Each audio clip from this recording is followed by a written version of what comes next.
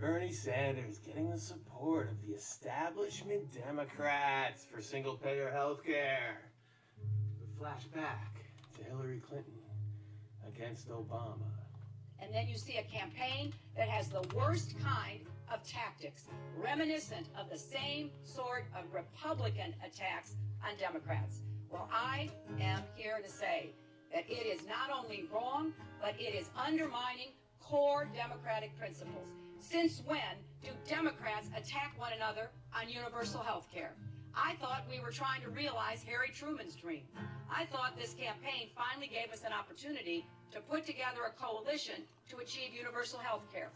But in the campaign against Bernie, Health emergencies can't wait for us to have some theoretical debate about some better idea that will never, ever come to pass. oh, Hillary Clinton, I didn't think I'd have to sing about you again, but here it is. You are so hypocritical to me. You are so hypocritical to me. Can't you see how At your show now, you're press the 1 to reason hear. for my Since it appears you're calling back into a website? live show, we are reconnecting you now. Oh, the hypocrisy. Your show will go live in 5 seconds. 4, 3, 2, 1. You are so Blog Talk Radio.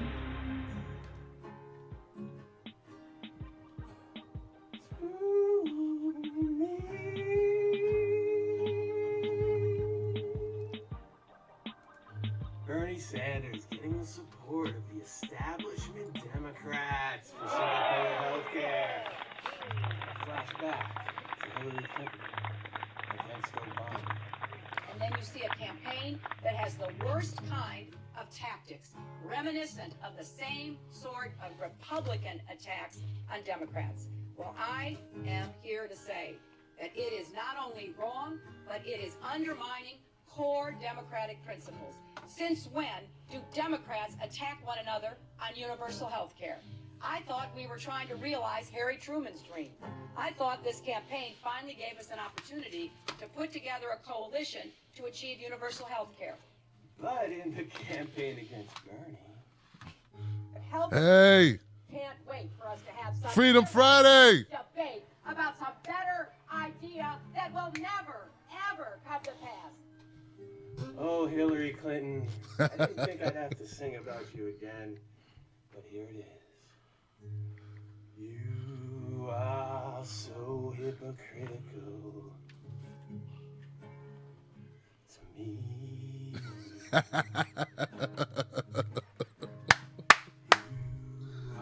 Oh man, I love the Wolfpack.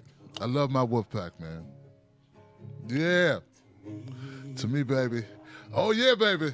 Can't you see how you're the reason for my website? Share this with your friends. Share the link. Oh, the hypocrisy. Share the link, people. Let's go. You are so hypocritical to me.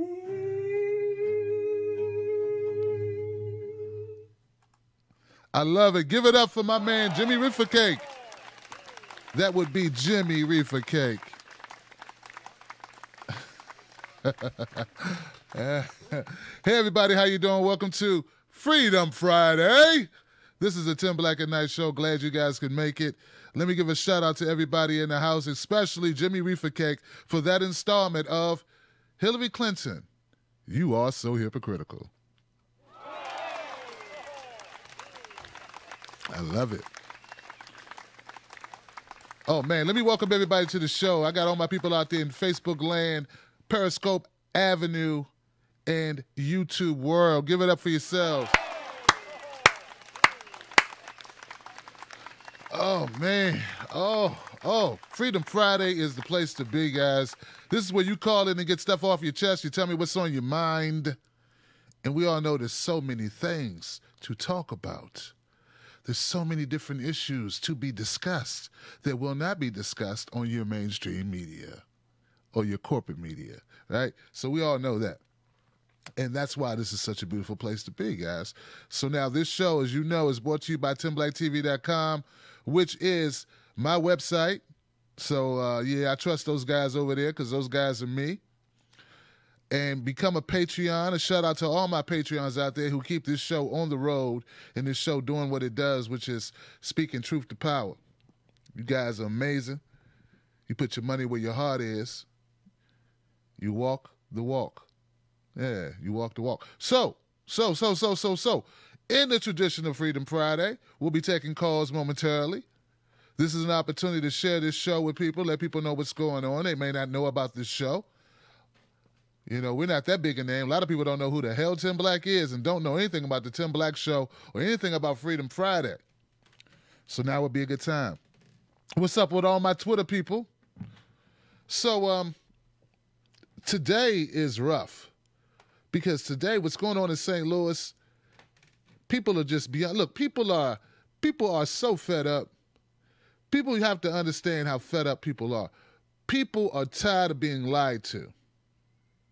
They're just tired of it. You know, you cannot expect people to just keep taking drama, taking being assaulted, taking being lied to, taking being misled, taking a system that doesn't work.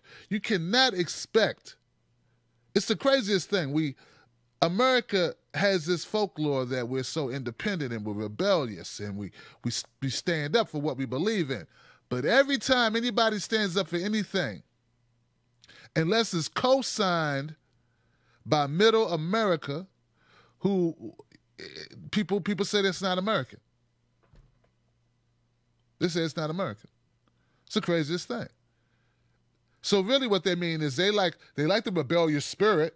They want to claim rebellious spirit. They want to claim we stand up, we fight for what we believe in. But what they really mean is stand up for what we tell you to stand up for, fight for what we tell you to fight for, be who we tell you to be, care about what we tell you to care about, and when we say shut up, we mean shut up because we ain't got time for all that stuff. But you're free. You're free, though. Free to do what you want. It's the most hypocritical thing in the world. So St. Louis is the spot, the location for what's happening today as far as protests. And we know what that's about. Like, I did a video, and I hope you guys have had an opportunity to check it out. I wouldn't doubt if you didn't know it because YouTube ain't my friend for whatever reason. I'm not going to say it's just me. You know, I don't want to be paranoid, but I'll just say, you know, hey, I put out videos. I think they're pretty good. They don't get seen by a lot of people anymore. They used to. So I put out a video on St. Louis about this officer, a former officer, no longer an officer. This shooting occurred almost 6 years ago. In St. Louis, an officer, at the time, Jason Stockley, you know, police officers shouldn't have the right to just take life. Period. Yeah, I know you listen to like Ben Shapiro. Well, I think that the world is you know, talking fast does not nullify that. Basically, what you're doing is you're spewing nonsense about you don't believe people's. How can I say this? They want to tell you don't believe your lying eyes. Like what we see, we can't believe that. I want to see the statistic that proves that. You know what I'm saying?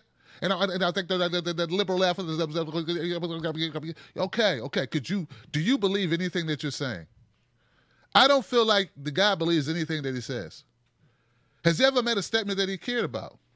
Has he ever talked about a single solitary subject that ever meant anything to him? Stop holding these people up as high standards of academia or high standards of speaking voice for you if they don't even believe in what they're talking about. I don't believe that anyone who talks 100 miles per hour believes what they're saying. They're just well rehearsed. Well rehearsed. I'm tired of these right-wing conservatives talking about black people and black people, things that happen. Look, police brutality ain't even a black people issue. The problem is too many white folks work for police departments, so they don't want to stand up. That's the problem. There's too many white folks who have friends and family in law enforcement, and they look at law enforcement through the lens of their friends and family. That's all it is, guys. Everyone's dying at the hands of cops. And if you can't believe that we're having police overreach, police state, the police are abusing their power, no wonder why we can't do anything about our foreign issues, where we are intervening in other countries, where we're manipulating their democracies or whatever form of government they have, transplanting or trying to implant people that are more susceptible or more pliable to the needs or the wants of our regime, of our imperialistic system. Like, no wonder why we have that, because we have people in America who won't believe that cops are taking lives unnecessarily, that are stepping on our rights. They're doing the same thing overseas, and this is why it happens, because we have these people who do not believe, they do not do any... Look, man, if someone tells you they're going to kill someone and then they kill them, how is there anything to debate? In the St. Louis case, you'll see this footage of people pissed off. You see demonstrations. By this point, I'm sure some stuff, I don't know what's going on in St. Louis at the moment. I hope some of my callers call up and hit me up and let me know. Update me on what's happening now. But you cannot tell people who have been witnessing this stuff happen locally in their own neighborhoods, in their own communities, the over-policing of the police, you cannot tell me that that is not a violation of our Constitution. And if you are a person who believes in the Constitution, which is what they hang their hat on, it's what they hang their hat on, you're going to call these other organizations fascist. What about our police state, man, that pulls over people just because they look a little different, because they got tattoos, or because they got brown skin, or because they have black skin, or whatever? Just call it what it is, man. Just call it what it is. I'm trying to tell you, folks, everybody's more concerned with how much money they can make. They're more concerned with building an audience. They're more concerned with their careers than they are concerned about truth. I ask you once again, in this case in St. Louis, you want to know why people are so pissed off? Because the officer that shot this man, regardless of what he was doing, regardless if he was a good guy or not, look, he said, I'm going to go shoot this guy, then he went and shot the guy. That's supposed to be case closed. He said it on a radio. He didn't whisper it to someone. He said it on his police radio. And you know what the excuse was? You know what the excuse was? He was just upset.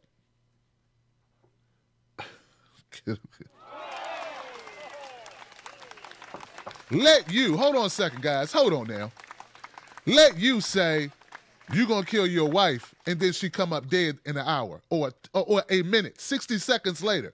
Let you say, I'm going to kill this dog and then go kill that dog. See what happened to you. Let you say, I'm going to kill my boss and your boss end up dead. You could have said it a week earlier. You could have said it a week earlier. This officer, while pursuing this man who had rammed his car, and I understand he's upset. I get that all the way. Like, I'm not totally like, like I'm rational. But you could call him an MFer, or call him a couple, cuss him out, call him some names, you know what I'm saying? An MFer. You know what I mean? I'm trying to walk lightly because I'm sure we're going to use up all the curse words for our curse jar at some point tonight. I don't want to waste them yet. But you get what I'm saying? Like, he's chasing the guy, and while he's chasing the guy, he says, I'm going to kill him. And then he kills him, and people go, and the judge somehow finds that to be not evidence. Then the only weapon that's found in this man's car has the officer's fingerprints all over it. Though the officer said the guy pointed the gun at him. What did he point it at him with? His mind? This is why people are pissed off in St. Louis. This is why they're upset. This is why they had it up to here. Because you lied to them. Look, this is all I'm going to ask. I'm going to ask America to do this. America, get rid of the body cams. Get rid of the dash cams. Get rid of the Constitution. You don't follow the shit. Just throw it away. And just say to black people, brown people, poor people, all people who don't make a lot of money, all black, all of it, just say, look, we don't really give a shit about your rights. We do what we want to do. That way people can stop banging their head against the rock trying to get you to treat us like human beings. Then we can stop expecting to be treated well. Then we can just say, you know what? Okay, let's just go to war and everybody die. F it. You know, at least keep it real. I mean, just say it. I'm tired of reporting on death. And not only that, I'm tired of reporting on death. So here's the difference. Here's the difference, Ben Shapiro and all those like him. When Pookie kills somebody, he go to jail. Give it up for Pookie going to jail when he kills somebody, y'all. Come on.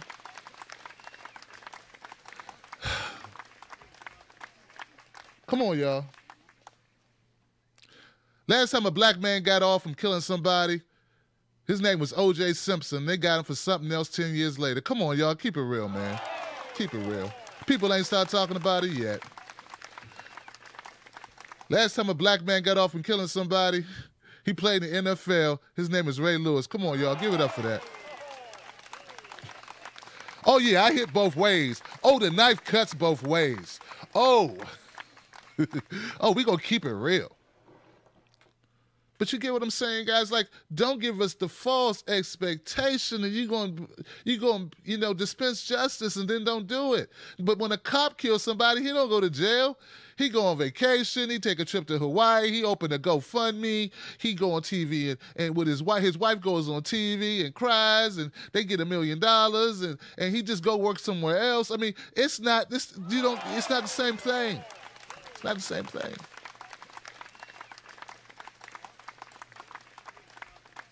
And to all those people out there who are caping so hard for the system, please allow me to remind you, as much as you cape, they don't want your punk ass. They do not want you.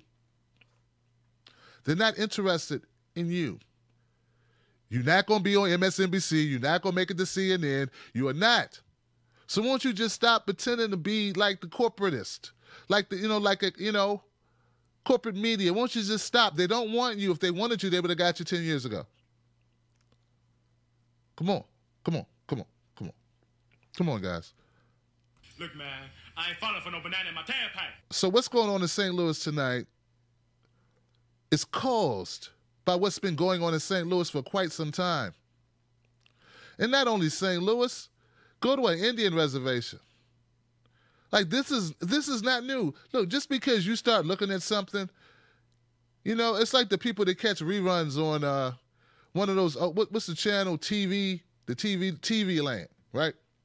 Say you discover a show on TV Land. Now, TV Land shows that are no longer airing but are in syndication, typically older shows. I like Twilight Zone. My wife loves Twilight Zone. I don't like it as much as her because I've seen every Twilight Zone. But if you are a young person, you stumble across TV Land, you may tune into a show called Twilight Zone. Just because you tuned into it today does not mean it's just started airing today. And okay, just because you tune in and you see an episode like where it's the end of the world and a guy breaks his glasses, all he wanted to do was be alone and had time to read, and now he's alone, the only person on the planet left after Armageddon or after the world ends, and he breaks his glasses. And you may see that episode of Twilight Zone and be like, wow, I just found a fantastic show. Well, that show has Twilight Zone has been out for 50, 60 years, man. That's the same way I feel about police brutality, and the same way I feel about police overreach, and the same way I feel about racial profiling, and the same way I feel about all these social issues that we talk about. They've been going on 50, 60 years. And every time, and throughout that entire time, there have been Ben Shapiro's and other people of his ilk who tell us it's all in our mind. It's all in our mind. That's all it is. It's a figment of our imaginations. That's what they say. People like attractive people. People like attractive people. Nothing wrong with that. That's what people do. When you're looking around, you see someone that's attractive, you're like, wow, you don't choose it. They're just an attractive person. Beauty is in the eye of the beholder. What I find attractive, you may not find attractive. But we can admit when we see someone who is attractive, there's certain characteristics, whether it be form, body form, maybe it'll be a beautiful smile, maybe it'll be eyes, maybe it'll be their hair, or whatever it is, right? It is what it is. We can agree to some extent. Even if you don't find this particular individual attractive, you may see and understand why someone else would. Well, racism and bigotry is the same thing. Like, even though you may not be a bigot, at least have the ability to think critically and to see how other people may be. Like, be able to identify what someone else might be representing or explaining to you what their experience is. At least you could at least be able to know that. We got these people acting like, when I say there's, what's going on in these police departments, like, I don't care what you call it. You don't even have to call what happened in St. Louis a racial issue. Right? You don't have to. Just call it wrong. Just call it unlawful. Call it illegal. That's all. Call it murder. That's all I want you to do. I don't care. You know what? You don't want to believe that it's racially motivated. You don't want to believe. Fine. I don't care. You know what?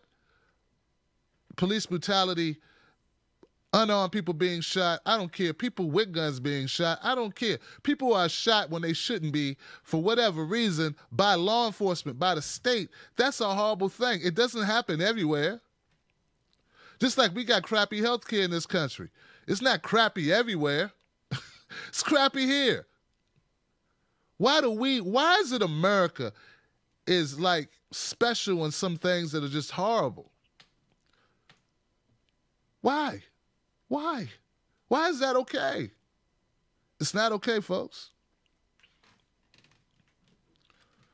So I understand what's going on in St. Louis. I get it.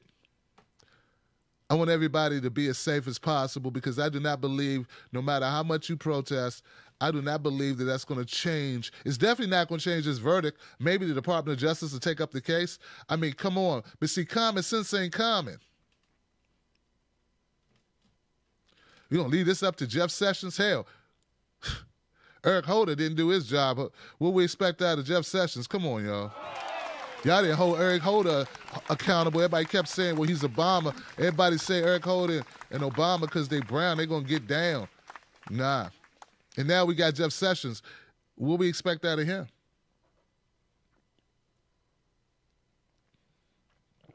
I tell you, folks. It's a rough Freedom Friday, man. We got these people who don't believe anything.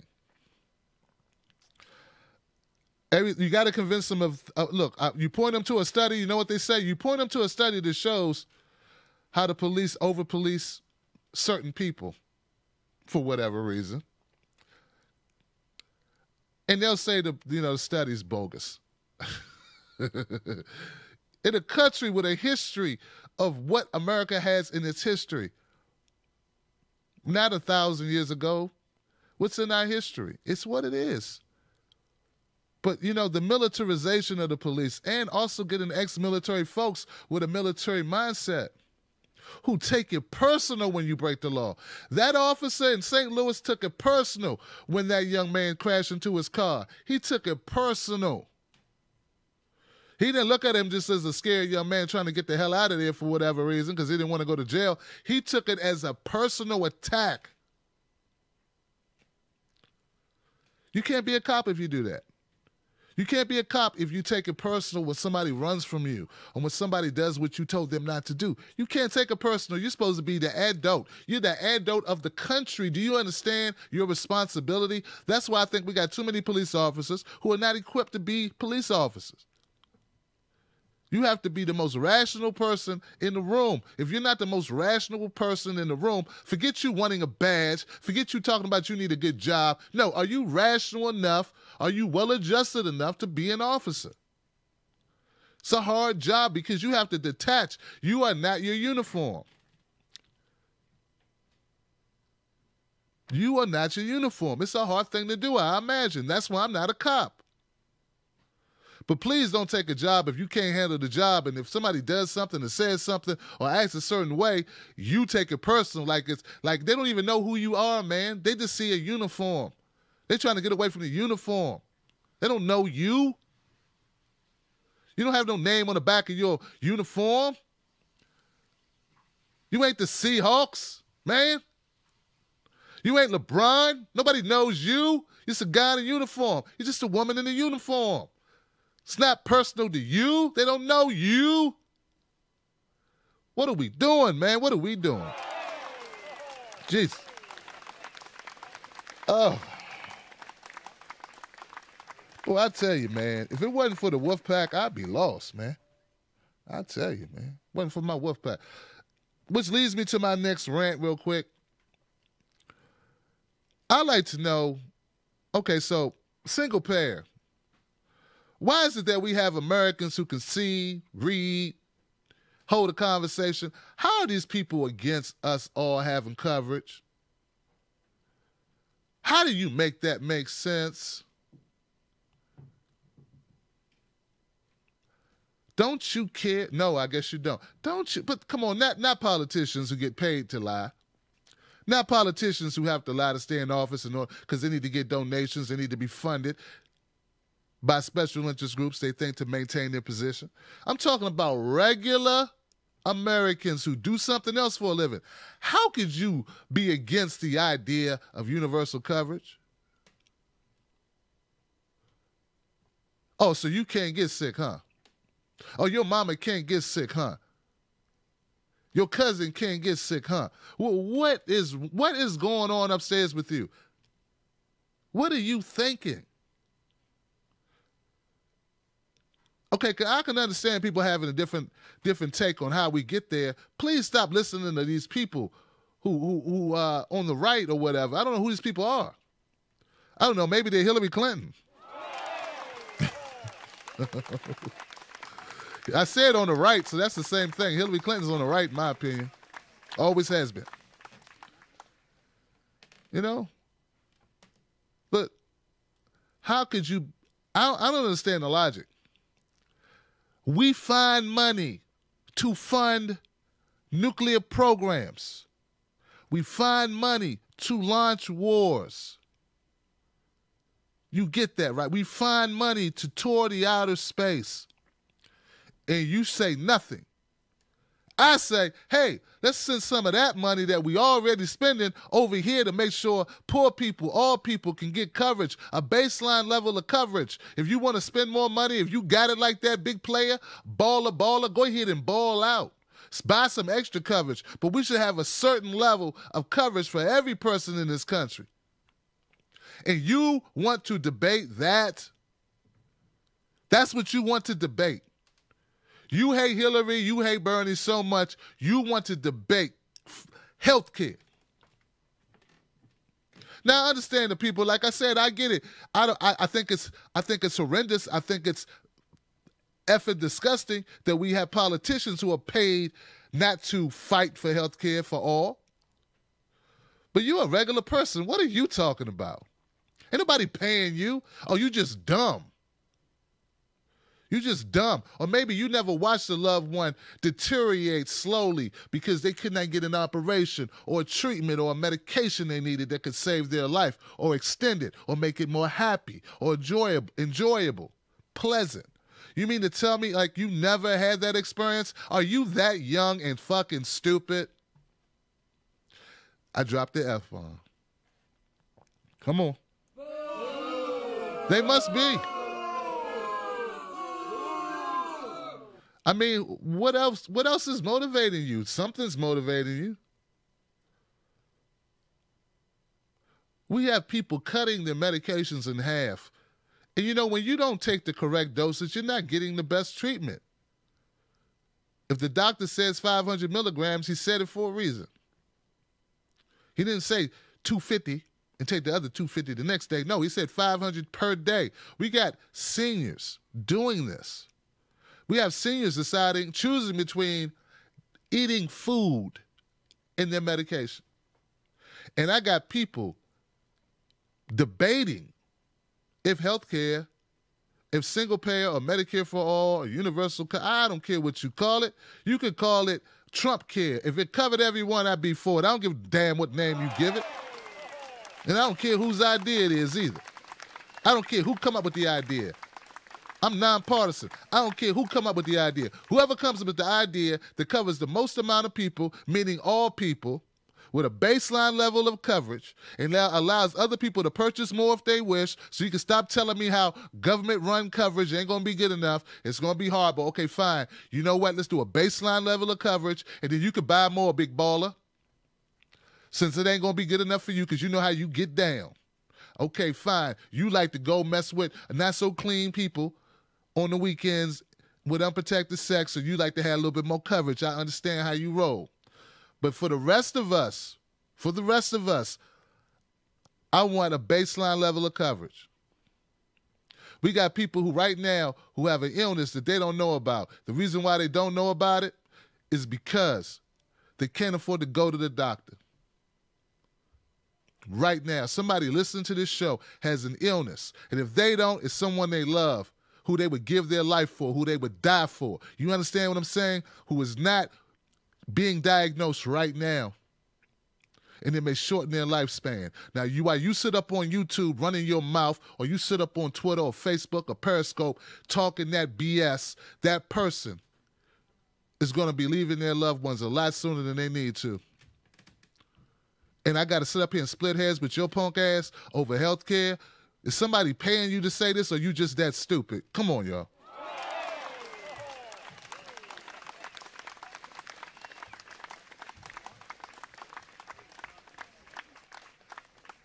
You know, them damn Nazis put people in ovens. That was their job. Some horrible, soulless individuals. Well, you know what? If you are so devoid of a soul that you would actually push an agenda that will cost lives, I don't see you much different than one of them Nazis. That's right. Is that real? I mean, there's some things we could disagree with, and I won't have a chip on my shoulder about it. We can have a disagreement about a lot of things. We have disagreement about so many things. About marijuana, we could disagree all day. I think you backwards minded. I think you need to be more learned. But on healthcare, man, I put my foot in it because my dad died because he didn't get the coverage he needed. And he was a veteran. He didn't get the treatment he should have received. So don't come to me talking about healthcare, about what we don't need. I know what we need. We need a baseline level of coverage. Give it up for that, guys. I appreciate y'all being here. Like I said before, tonight is Freedom Friday. That means you can call up. You can go on your rant. I don't have a lot of criteria. I don't have a lot of rules for Freedom Friday. Only rule is no hate speech.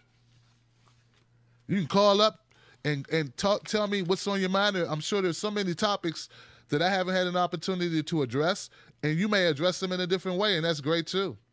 We don't have to agree on everything. We just have to keep it civil, at least somewhat civil. You know what I'm saying? The phone number is 319-527-6212. That's 319-527-6212. I want to say shout out to everybody in the Snapchat. I got Pat Hacker. Thank you, Pat. Kathy Lloyd. Thank you for all you do, Kathy. I appreciate you. And Sandra Lee. Sandra put some money on my curse jar. Hey, we gotta let people have it sometimes, y'all, you know, because like that's it's just tough, man.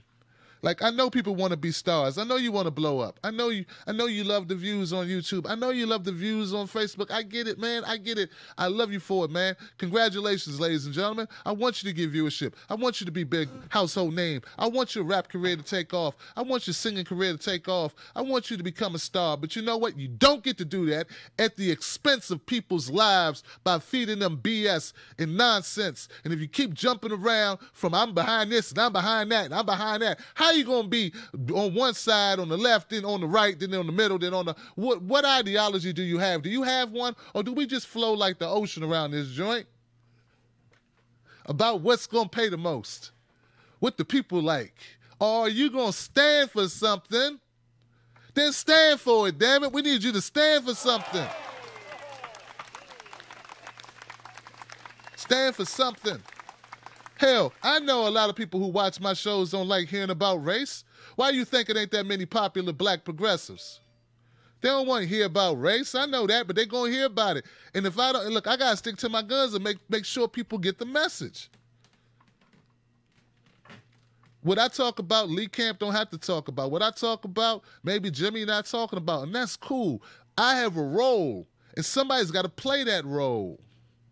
You know? So pick a lane and stay in it, and fight for what you believe. And eventually, the pendulum will swing your way. Because it ain't about accolades or escalades. It's about the Everglades. This just rhyme. I don't know, though.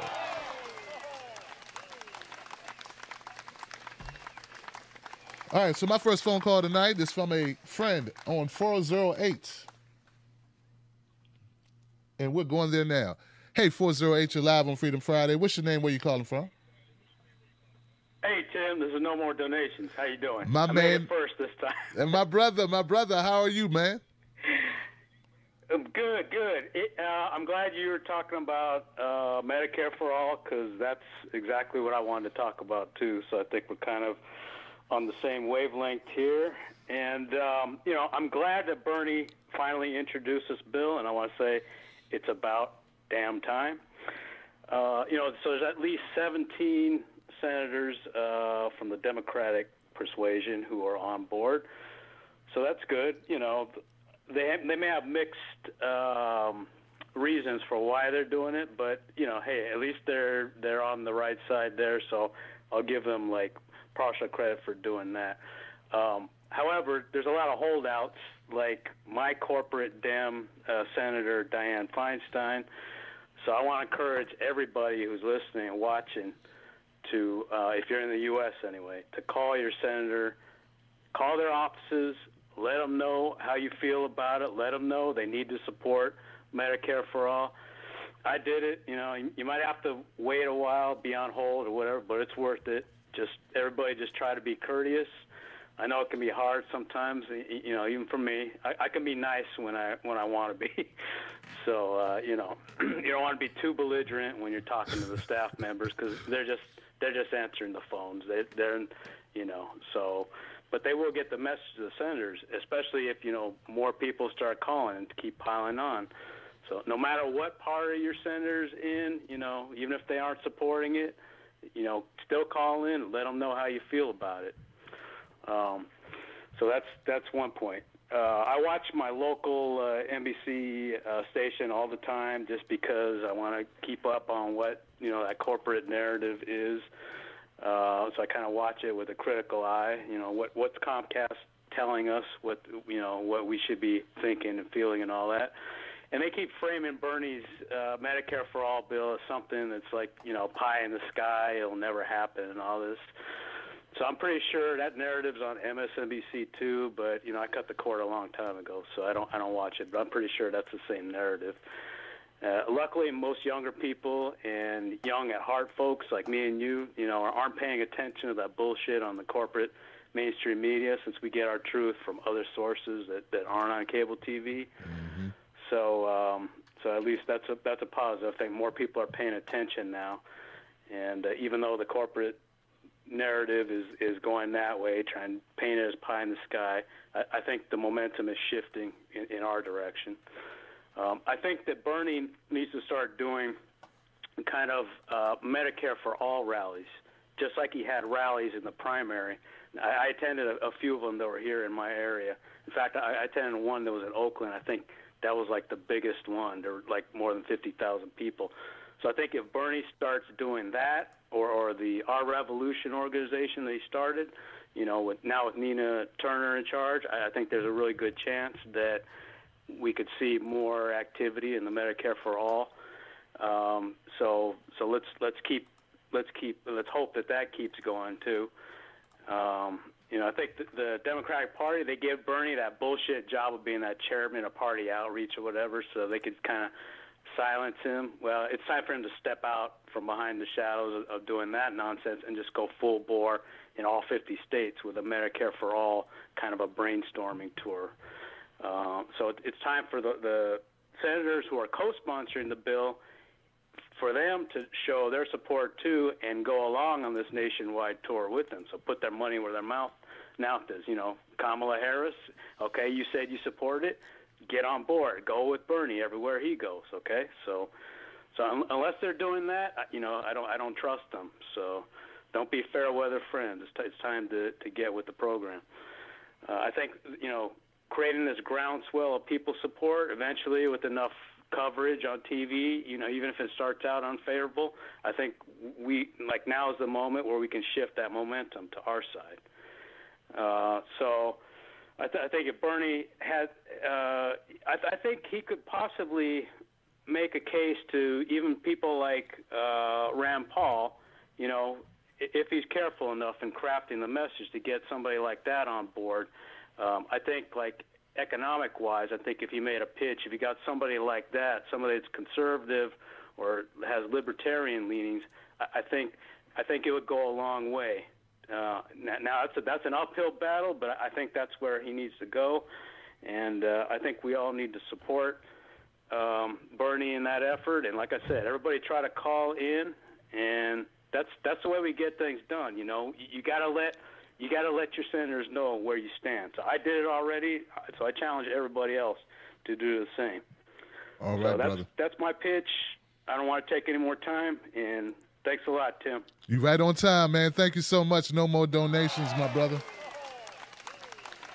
Great comment. I'm going to keep it moving to 562, but yeah, you touched on a number of things I want to hear people talk about if they can. 562, how you doing? You're live. Who's this? I'm doing good, Tim Black. This is Marvin from California. How are you? Marvin in the house. What's up, brother? Hey. What's going on in Cali, man?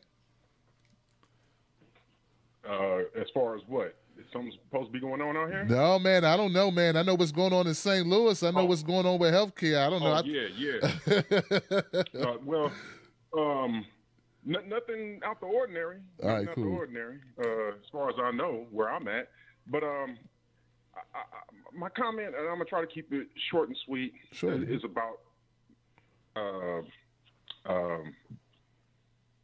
St. Louis, and my heart is heavy, as I'm sure yours is too, and a lot of other listeners.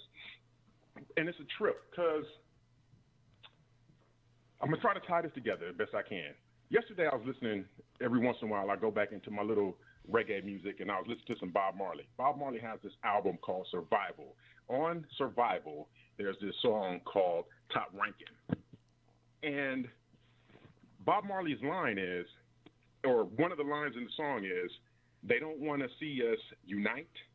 All they want to do is keep us fussing and fighting.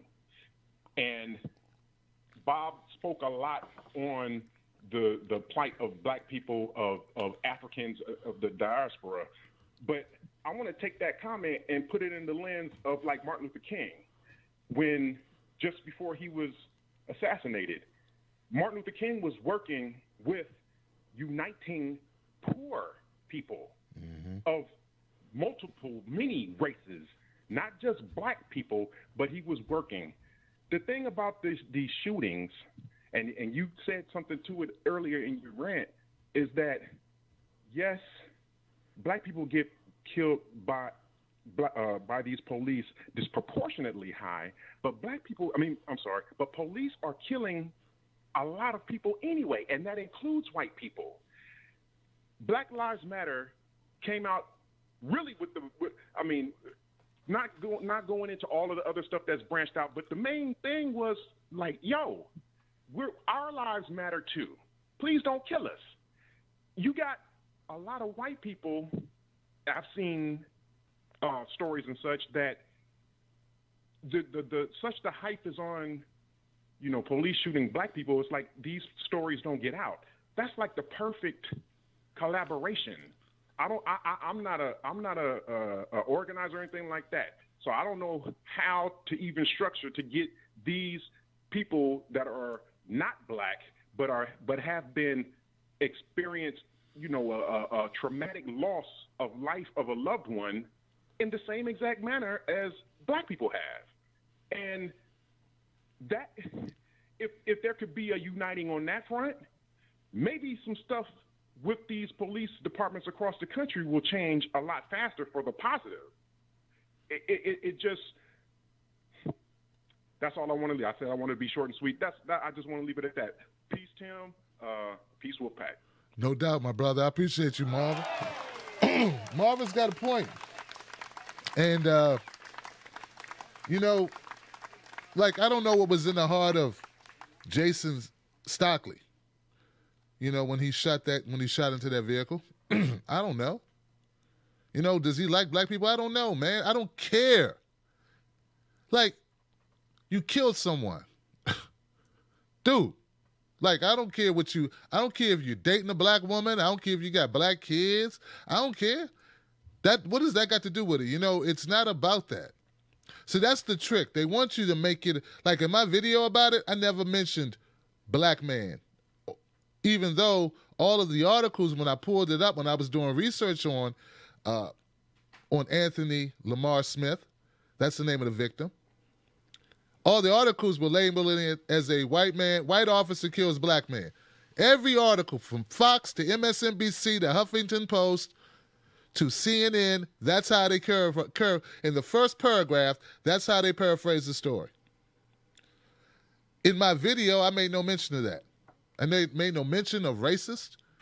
I just focus on police violence, which should be enough, because you're right. We share that in common with so many people. So that's the way I try to frame the conversation. Of course, I got dummies who didn't even watch the video, to know what I said, who make stupid comments in the comment section. So forget them. That's what they do.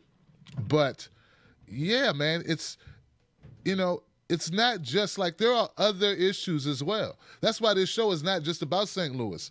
It's also about healthcare, At least that's the way I started the show. Of course, you guys can talk about whatever you want. But you get my point. That's the reason why I tabled it that way, because it's not, there are all these issues that are going on that are important that we need to discuss. And no more donations brought up a good point. I just want to get to it real quick before I go to the next call. I don't much care if the politician is supporting single payer out of selfish reasons. We got to get out of that mindset about somebody having a selfish reason. Okay? Yeah, you can mention it, but let's not worry about that too much, because we never know why people do stuff. You may never know why someone does it. If Kamala Harris tours the country with Bernie Sanders on single payer, there'll be people saying, don't support it because Kamala Harris isn't part of it. And I think that's the wrong attitude to take. I'm not saying I'm going to be a Kamala Harris fan because she does that, but we got to let people start putting equity in the equity jar, right? Allow them, because this is the reason why I have this opinion, guys. All right, this is why, okay? And you may agree or disagree, but here's my point. If we punish people for not being about the issues that we care about, that's one thing. But if we then, in turn, punish them again when they are about the issues that we care about, because we say they're not really about the issues that they say they care about or that we care about, then they can't win. And if you set up a dynamic where people can't win, now you become more of just a bitter spirit, not a person who's fighting for change. Now, I'm not saying be bamboozled and let people just walk all over you and let them lie to you. Let them demonstrate that they're lying to you. Then you come for them. Because, see, I'm going to be here forever as long as I'm on this earth. I'm going to be speaking truth. And so let's say a Kamala Harris or a Cory Booker or a Kirsten Gillibrand or a Elizabeth Warren is out here touting, or even a Bernie Sanders is out here touting about single payer and helping to get everyone covered. And let's say in a couple years, their whole tune changes. I will hit them for it. Hard. Now, I know what happened in California, and I know what they did in California, where they had the opportunity to pass single payer in the state of California, and the democratically held Congress did not handle their business.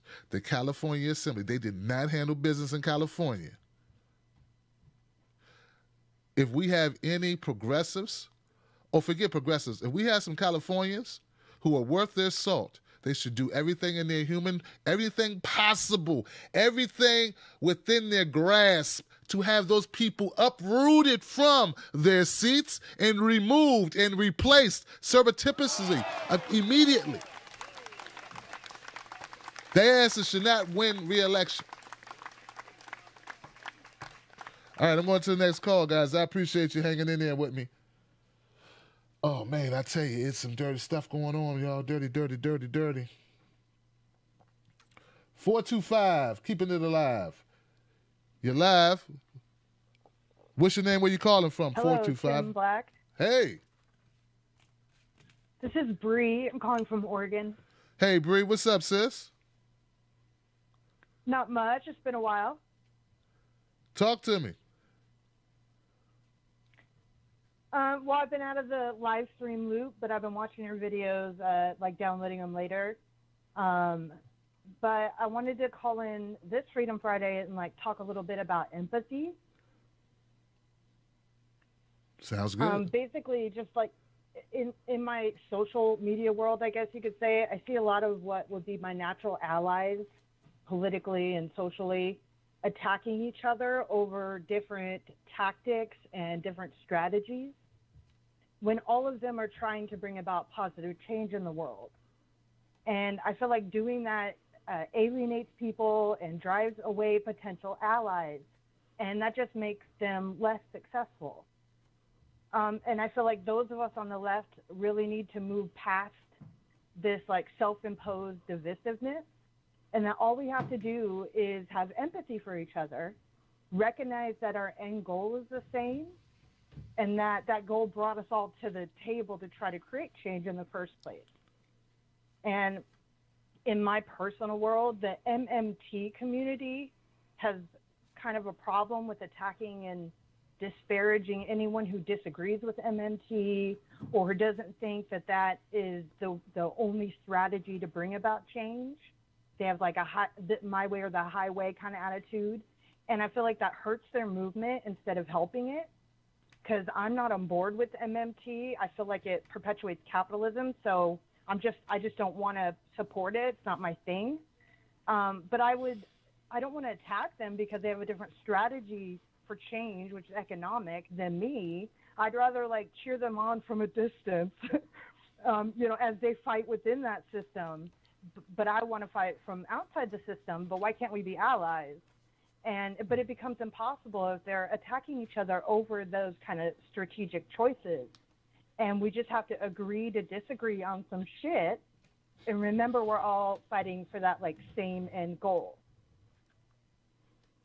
And that's all I got. Something positive. I feel you, Bree. But look, Bree, thank you for the phone call. I will, that's a good point. That's a good point, man. This is something that was brought up at the People's Convergence. Eleanor brought this up, and I got to find Eleanor's business card. She gave me a business card. Eleanor was talking about the same thing. She wasn't talking about MT, but she was talking about in general, about the left being divided on issues and infighting, and we all have the same goal. And I'm going to tell you, Bree, exactly. Now, this is just my take. I'm an individual just like you, okay? Take it for what it's worth. I don't worry about that shit. I said I don't worry about that. Listen, we're in this thing for the long haul, you and I, Bree. You and I are not here. First of all, we know there's no quick fix to the things we want done in Washington.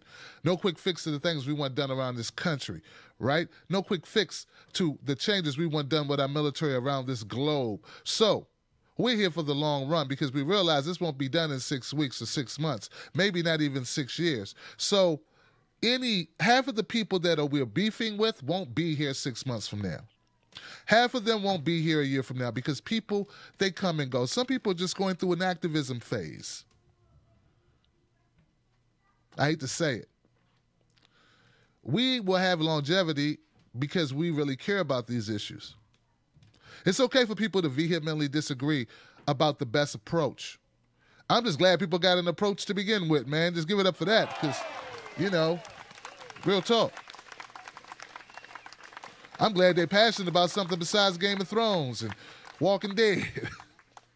Real talk. You know what I'm saying? Like, I'm happy that you, like, if someone is pissed enough that you won't support MT, at least they care about something besides when they're going to get their next, new car, or when they're going to get rims, or when they're going to, I don't know, take a trip to Italy, or, you know what I'm saying? Like, people are so superficial. The fact that we are disagreeing about important ish, that's great. Now, is that really our stumbling block to success as far as a movement? I don't think it is. What we need is more leadership. Leadership is what's needed. Get what I'm saying? That's what's needed. And I think as we get more leaders in place, because, I'm going to leave it there. That's what I believe. I believe it's going to be okay. I agree with you that infighting is not good. I also feel that it's a natural thing. I think there was infighting in the Tea Party. You don't think the Tea Party had its share of infighting? You put any group of people, especially people who are not even in each other's face, like they're online, you put those people on an issue, you're going to have some infighting because people are passionate about what they believe. So anyway, thank you, Bree, for your comment. It's not that I disagree with you. I just think that's a secondary issue to real problems, and I'm actually kind of proud that there are people who are that upset or just focused on a real issue. Hell, I take that as I'm impressed by it. I'm inspired that there are people who care about real things again. I'm happy. And I'm sure some of the older people out there who've been in activism much longer than me are happy to see any type of energy surrounding these issues. You know what I'm saying? And not on Shark Tank. All right, I'm going to go to the next call. I appreciate you, though, Bree. It's just one way to look at it. You said keep it positive. At least they care about something. All right. I'm trying to tell y'all. 937. You're live on Freedom Friday. What's your name? Where you calling from? This is James Webster calling from Kettering, Ohio. James Webster from Ohio, man. Talk to me, man. What's on your mind? Oh, man, indecision in everything. Every politician, Democrat, Republican, it don't matter. You know this. They stand for nothing. They stand for corporations. They stand for big money and not us, the people. You feel me? Yes, sir. My man. Well, I'm just calling because I listened to you for now 2 years solid. Wolfpack strong, baby. And I wanted to let you know, as a white person, I'm disgusted with what's happening in St. Louis. Yeah. It's a travesty. And it's just another travesty in a long line of travesties. And it's a shame on us. And I just wish more people could see the world as you do, sir, because you literally have vision that we believe in. And I just want to tell you that. Well, James, man, I appreciate you calling up tonight. I'm glad you've been listening for 2 years. Give it up for James Webster, 2-year listener calling into the Tim Black Show, man. I love you, James, bruh. I appreciate you, man. You're the type of guy to keep me going, man. Just a regular guy with a lot of heart like me. You know what I'm saying? And that's all that matters. Now, don't you go feeling a certain kind of way, like, man, like, I appreciate that you're a white guy, man, but you know what? Not all black people, some of them are kind of screwed up, too, on regarding St. Louis. You should hear them. This ain't just a white thing. You feel what I'm saying? Now, I appreciate you. You know what I'm saying? What I'm trying to say, though, like, I can go to a barbershop right now if I had hair, and there'd be some brothers in there talking about, won't these brothers just get their stuff together? That brother shouldn't have been running from that police. I mean, it's black people like that too. So it's not all white people, you know what I'm saying? But I appreciate you keeping the real calling up. We need to get us together. We need to get our law enforcement together. We need to make sure we pick the right types of cops. And look, it's not even that. When a cop does the wrong thing, punish his ass like you punish everybody else. That's all I'm saying. Like, if you make people follow rules, I don't care what you thinking. Do you think everybody who serves you at a Denny's likes you? Do you think everybody who processes your, I don't know, know your paycheck likes you? Do you think that bank teller likes you? Do you think, I know a lot of us don't use bank tellers. What are you talking about, Tim? You so 90s. But you know what I'm saying. Do you think every time you go on a 7-Eleven or a Dash-In or wherever you go, that person behind the counter likes you? No. But what's important is that they follow certain rules and treat you a certain way. And all I'm saying is when they break those rules, I want them kicked out of there. The same way I want the waitress who spit in my drink, I want her fired. I want that officer fired when he don't do the right job. And if that waitress does something illegal to me, I want her prosecuted the same way you would prosecute somebody who cut my grass and then cut my electrical wiring or whatever, or painted or put a swastika on the door or burnt a cross on my lawn. I want the same type of adherence to the law for all people, not just us, but all of us. And that extends to law enforcement too. And if we got these bastards like former Sheriff Clark and Rudely Giuliani up there talking about how all these people are wrong and the cops don't do no wrong and you need to be focused on other things. No, right now I'm focused on you, Rudy. You sawed-off runt, you Ninja Turtle, you penguin head. Like, I'm focused on you and your lying ways. You and Jeff Beauregard Sessions. I'm focused on y'all right now. I'll worry about this over here. We got civic groups dealing with issues in the hood. We dealing with you right now. Because when Pookie shoots somebody, he ain't got a badge and got a license to kill. And when you find him, we going to lock him up for 100 years. We'll never see Pookie again. Officers kill people. They don't go nowhere. They go on vacations. They go to Bermuda. Or they go right back to work. That's what they do. The officer that choked out Eric Garner got a raise. He got back pay. He brought a new boat and a new motorcycle, a new Harley. You understand what I'm saying? That's why I'm pissed off. So look, that's all I'm saying. Treat everybody the same. Can we get some fair treatment? That's all I'm saying. You ain't gotta like me, respect me, and treat me legally. You know what I'm saying? James, my brother, Ohio, Webster, Ohio. I remember that. 309. You're live, 309. What's your name? Where you calling from? This is Brendan from Illinois calling. My brother, talk to me. What's on your mind tonight? Just a lot of stuff. The St. Louis pretty much is the worst thing about it today is just seeing what happened there. And he should have gotten the guilty verdict immediately. The judge just threw it out. It's the bad things like we've always been saying. We need to change this country, and it's got to start by getting the people out that are old and getting the people in with new ways of doing things, because right now the old people are keeping it going the exact way it shouldn't be going. And it should be working for everybody, not just one group, the rich and the powerful and the people that have power and think they have power, because nobody really has everybody has the same amount of power as each other. It's just people have been put in place, and they're going to try to keep that place, and that's what the problem is. Where we've got to start caring about everybody else, everyone in everything, because right now, the people, as of right now, we're getting people that are coming together to change this place, and that's what I'm glad I'm seeing, that people are coming together. Like we're getting you talking about stuff that needs to be talked about. This country needs to change. It's got to change big time. And that's all I wanted to say. And I had a question for you that I actually sent you a message to see if you'd answer it. I was trying to see if you figured out, I was going to see if you knew about who was backing people that have been assassinated back in the day, even from Martin Luther King Jr. and other political figures that have been assassinated, who they've had backing them during that time that could have caused trouble for the current issues that are going on nowadays.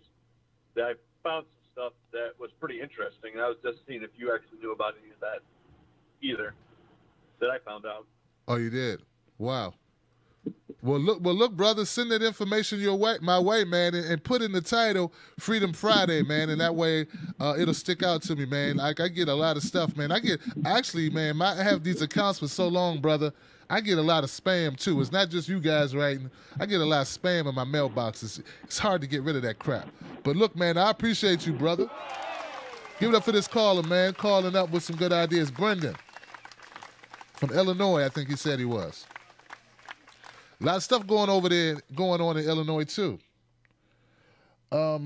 And I appreciate you caring about the topics I bring up because, they're not feel good topics all the time. We got to keep it real. This is what's going on in our world. We got to address it, 704.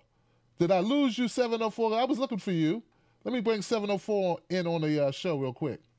Hey, 704, what's your name? Where you calling from? Hey, it's your pissed off progressive, Bruce from Carolina. Bruce, how's it going? I'm good, Bruce. What's up, man? Talk to me. Tim, you would not believe what happened to my black ass this week. I get surprised every so often about how fucked up the system is. But check this out, right? Just like yourself, I've had a long, steady career in IT. I was working at a bank, and I was making really decent money. And I get a call for another job, right? So you go through the whole, normal stuff, interview, background check, all that stuff. They like me. I like their job and whatever, and they give me an offer for the position. And I'm like, awesome. So when do I start? I start on the 28th. Perfect. So I freaking get there, right? I'm literally like 10 minutes from the job. I get a freaking call, right? And they say, sorry, they rescinded the position, so you don't have a job anymore. And I'm like, but they offered me the position. They gave me the job. They gave me a start date. And I'm like, yeah, oh well, So I'm like, how is that even possible? And it's like, apparently, when you live in a state that is an at-will state, which is a lot of states in this country, literally a job can fire you at any point in time. So literally, you could get a job and then put your 2 weeks in from the previous job and then just about to start the other job, and then they could fire you. And it's like, there's no recourse really for that because it's not like a racial discrimination thing. It could be like possibly some other bull crap that they pretty much conjure up. But I was just like, holy crap, that's amazing. I didn't even know that was possible. So that was the start of my week. But yeah, I just find out how amazing that can be. But this whole police brutality thing, it pisses me off because people will keep going back and forth about this whole thing about training. It's the training. It's the training. Think about this, Tim. Imagine you owned a burger shop, right? And you had a particular small group of workers. Everyone else is fine. Everyone else does their job well. They follow the rules. Everything's great. But you have this particular group of workers who, for some reason, always gets orders wrong, and the burgers come out messy, and the orders, some of the times the freaking, people don't even get what they ask for.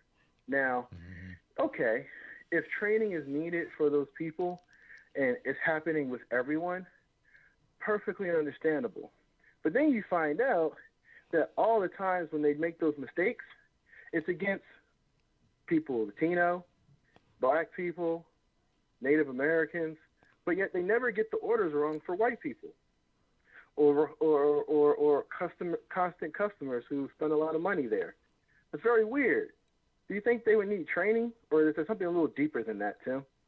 Because, you can give someone training, but at the end of the day, if that person knows that they're going to get away with it regardless of what you do, then the training isn't going to work because it's already been seen. Literally, you can have video of a cop killing someone unnecessarily, and in court, they end up getting found not guilty.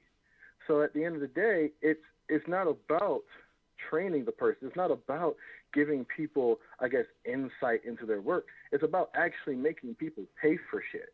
And unfortunately, the people who have the most ability to help, they're the ones that aren't affected. And it's like that saying, evil triumphs when good men do nothing.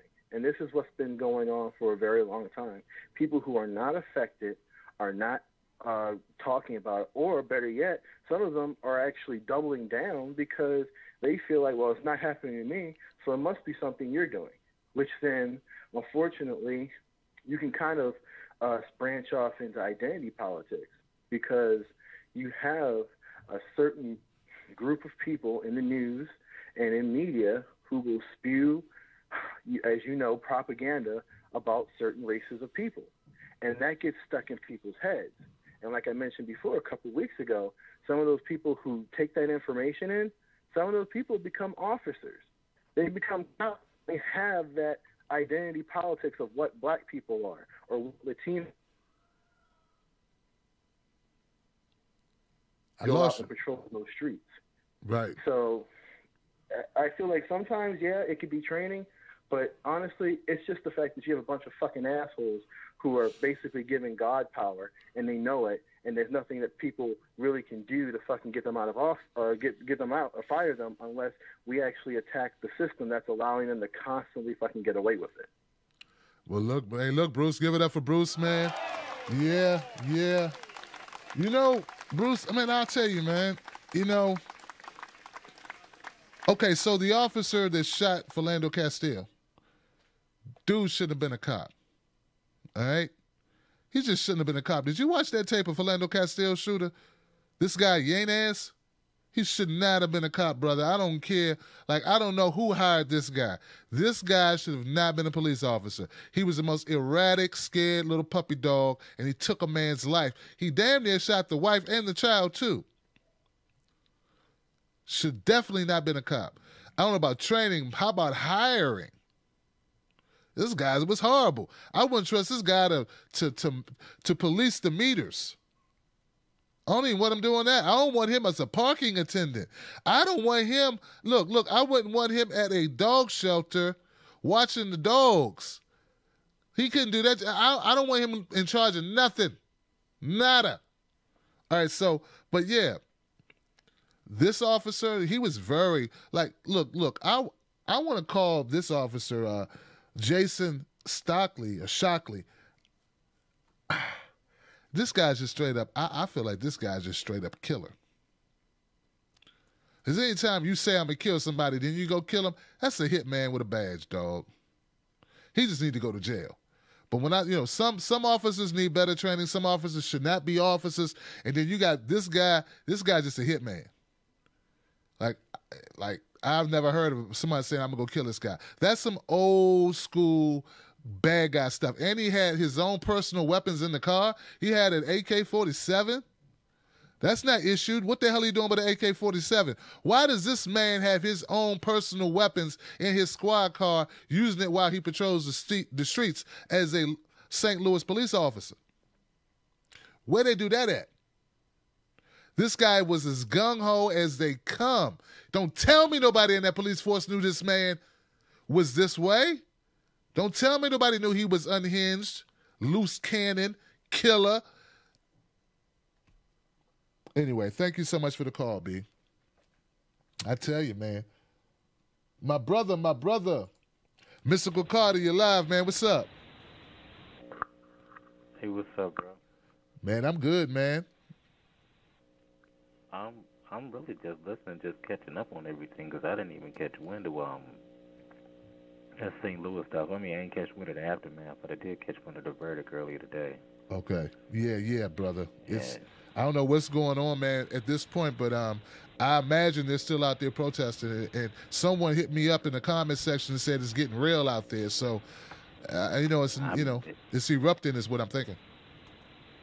Yeah, I was just about to say that city's gonna implode. There's been too much chaos and BS with the police that it's gonna be some OK Corral type shit out there, man, before it's over.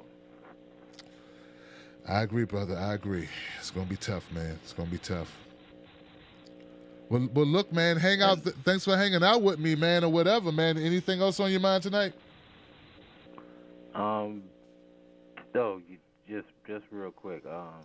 Parents, man, if you don't know who your kid is hanging out with, then you got a problem. These kids in these hotel parties and Lord, little motherfuckers getting stuck in the freezer and shit. Like, what the hell is going on out here? I needed to cover that story, man. I need to cover that story, brother. Let me get into it. That's a hot mess. I can't wait to hear it, because it's so ridiculous. And I'm like, where are your friends? Because, like, when I was young, yo, and we went to a party, man, we went to the party together, we came home together. That's right. No exceptions. No Period, exceptions. point blank. If you left somebody behind, you had to go back and get them. But their parents would kill you. You couldn't just say, oh, I don't know what happened to them, and then just take their car and go for a joyride. That, I don't know what the hell that was, but Lord that's have mercy. it, bro. Lord have mercy. Give it up for Mystical, man. I got to cover that story, man. And Mystical, you'll be happy to know. We're going to go back to some things you fix them and they don't need to be fixed. You feel what I'm saying? Like, there was some things I did back in the day, Mystical, like a couple years ago. Wasn't nothing wrong with it. It just wasn't reaching enough people. So we're going to start covering more. We're going to cover more different types of issues, all right? Because we're going to go back to doing some things we used to do. And one of them is issues like that. Because you're absolutely right. There are parents that could wake up about their kids as well. It's like everything. So like family is so important to me, man. Most important thing in your life is your family, second only to your health. Some people will say third to your faith, right? Okay, so like, you have your order of placement. But to me, family is so important to me. And if I can help somebody do a better job of parenting their children, damn it, Dan, I did something amazing. That's more important than who you vote for. Especially considering the candidates we've been having. You know what I mean? So anyway, thank you, Mystical, for that phone call, man. Keeping it real, man. And I appreciate you being a supporter of this show for damn near 3-4 years, bro. I appreciate you. Give it up for Mystical, yo. I tell you, some people been around, man. They've been around so long, they knew me when I had hair. 770, you're live, Freedom Friday. What's your name? Where you calling from? What's going on, Tim? How are you doing tonight? Dave from Stone Mountain, my brother. What's up, man? You know what time it is, man. It's Freedom Friday. It's time to sound off. Look, man, I'm gonna drill this health care thing home, okay? I'm just gonna dive right into it, brother. Look, I keep hearing these two arguments. One, that Bernie's healthcare system is too expensive, and the other one is from Senator Rand Paul, who on this particular issue I think is a self-serving piece of crap, who's afraid he might actually have to get up and work for a living like the rest of us. So let me start with him. Now, before I go on, I want to say that Rand Paul has some good ideas. He wants to stop arming terrorists, so I don't want to pick on him too much, okay? But on this one issue where he thinks we're going to make doctors slaves by taking away their right to watch people die, let me go ahead and end that bullshit right here. Are teachers slaves because the United States government doesn't allow them to pick and choose which children they teach? Are policemen slaves because we don't allow them to pick and choose which calls they take and go to? Are firemen slaves because we don't let them watch buildings burn down? He is an idiot, and he has absolutely no idea what he's talking about. He's fucking clueless. Not only that, look, the Constitution, Article 8, the U.S. government has the right to tax citizens for the general welfare of the population, right there in black and white. Not only that, one of the first things in the Constitution is you have the right to life. And the thinking behind that is that no one U.S. citizen has the right to a longer life than the other over control of one group. That we all have the same opportunity to live just as long. Well, when you're born with $100,000 in the bank or $10 million in the bank, I mean, it's one thing for you to have a $350,000 house and me to have a $50,000 house. But when we're talking about life and death, the Constitution clearly says that you have a right to life. And it gives us the authority to tax people to do that. And the other one that I keep hearing from the GOP websites is that the system, and these numbers might not be completely accurate, so I apologize if they aren't. But if this is right, Bernie's system is $43 trillion over the next 10 years. And I keep hearing the GOP sites, blast that message out. It's $43 trillion. Where are we going to get the money from? And they it's criminal negligence, Tim. They are disgusting, lying trash. They're just as bad as the Democrats. Even worse on this issue. What they keep forgetting to tell is that the American citizenry collectively is going to pay $59 trillion over the next 10 years already. Bernie's health care is like 28% less than what we were already going to spend in the first place. It's not adding a burden. It's cutting out CEOs that make $100 billion a year not doing shit, but living and thriving off sick, dying Americans. And there is no honor in what the GOP is doing. And if you are a conservative and you doubt at all that I'm telling the truth, Republicans don't even want to take care of veterans. It is purely all about power and money. They have health care, they have education, and they just don't give a damn if you have it. And that's all, Tim. I'm going to end it right there. Perfect, my brother. Perfect. Perfect argument. Perfect point. Jesus. You know, and you're absolutely right. That's what it comes down to. When people don't feel your pain, sometimes they don't share in the solution that can help you because it doesn't affect them. So much of what we deal with is because people aren't in touch because then it doesn't affect them.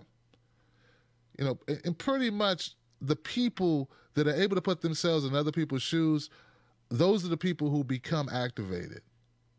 You know, there are things like, sometimes I say some people are uneducated on issues. Like me, I was late to the game on immigration, right? I was late to the game. I was late to the party, y'all.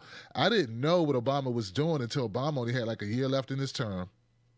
And I didn't, and because it wasn't something, Obama deportations, deporting all of these people, millions of people, I didn't know about it until he had started slowing down. And the only reason why I knew about Obama's deportations was because of people on Twitter. There was some activists, Latino activists, who wanted to come on my show, and they educated me. And I think they still have a Blog Talk radio show. I hope they do anyway. And I just wasn't there yet, right? I didn't know what was going on.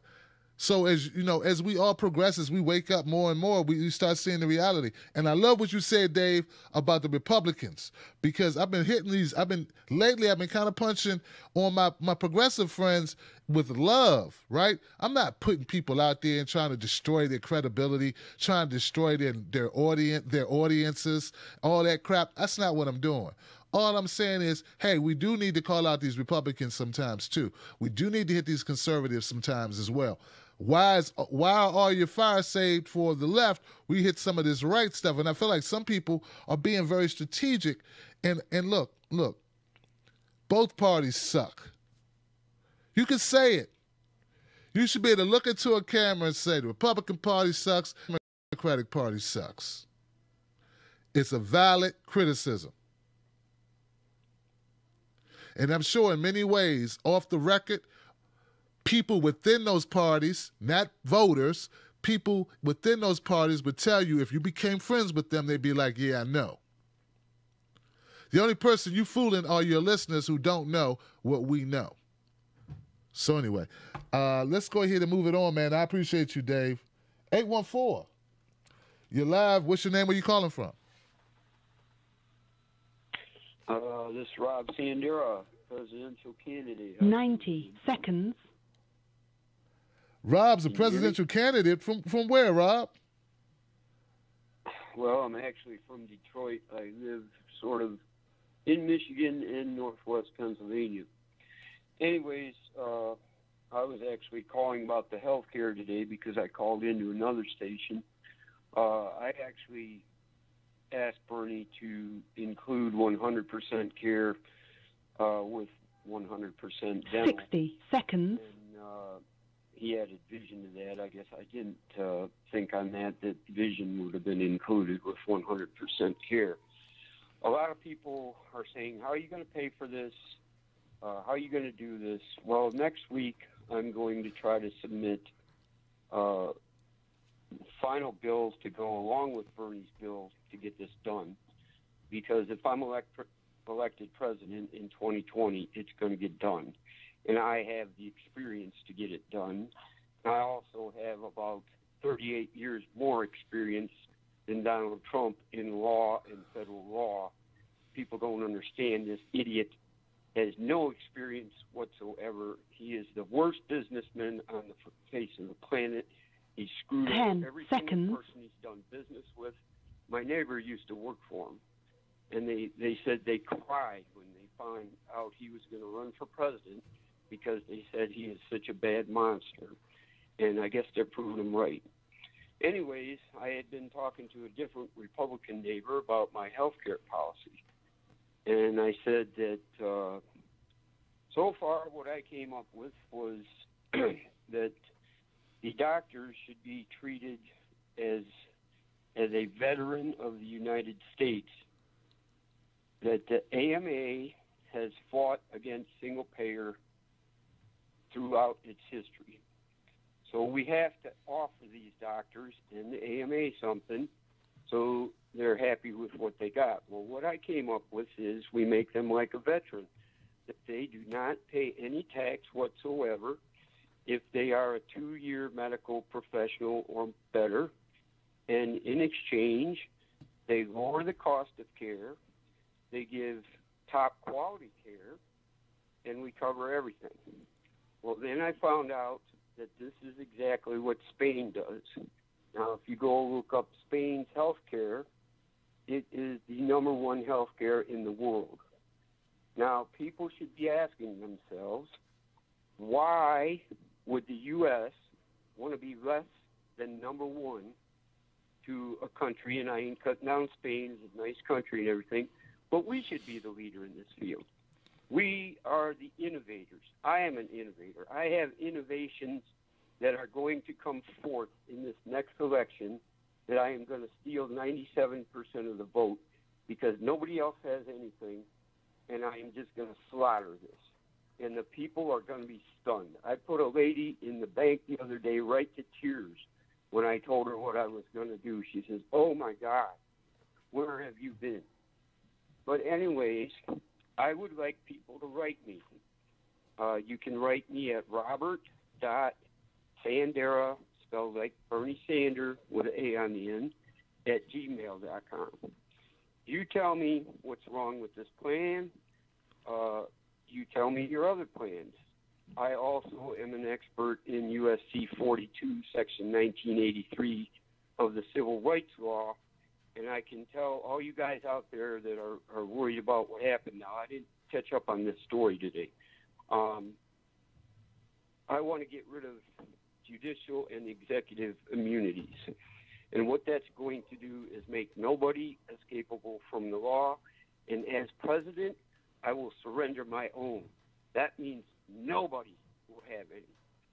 And what that's going to do, when I modify the law, we're going to put in a federal judicial tenure commission that is going to be able to remove these federal judges when they start breaking the law.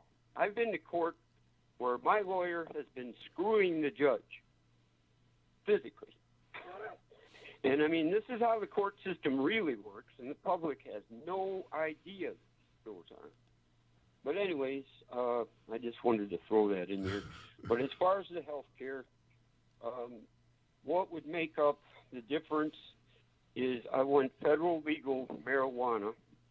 Originally, I had said a 16% tax, and I realized that's wrong, that we really should not tax marijuana any different than anything else.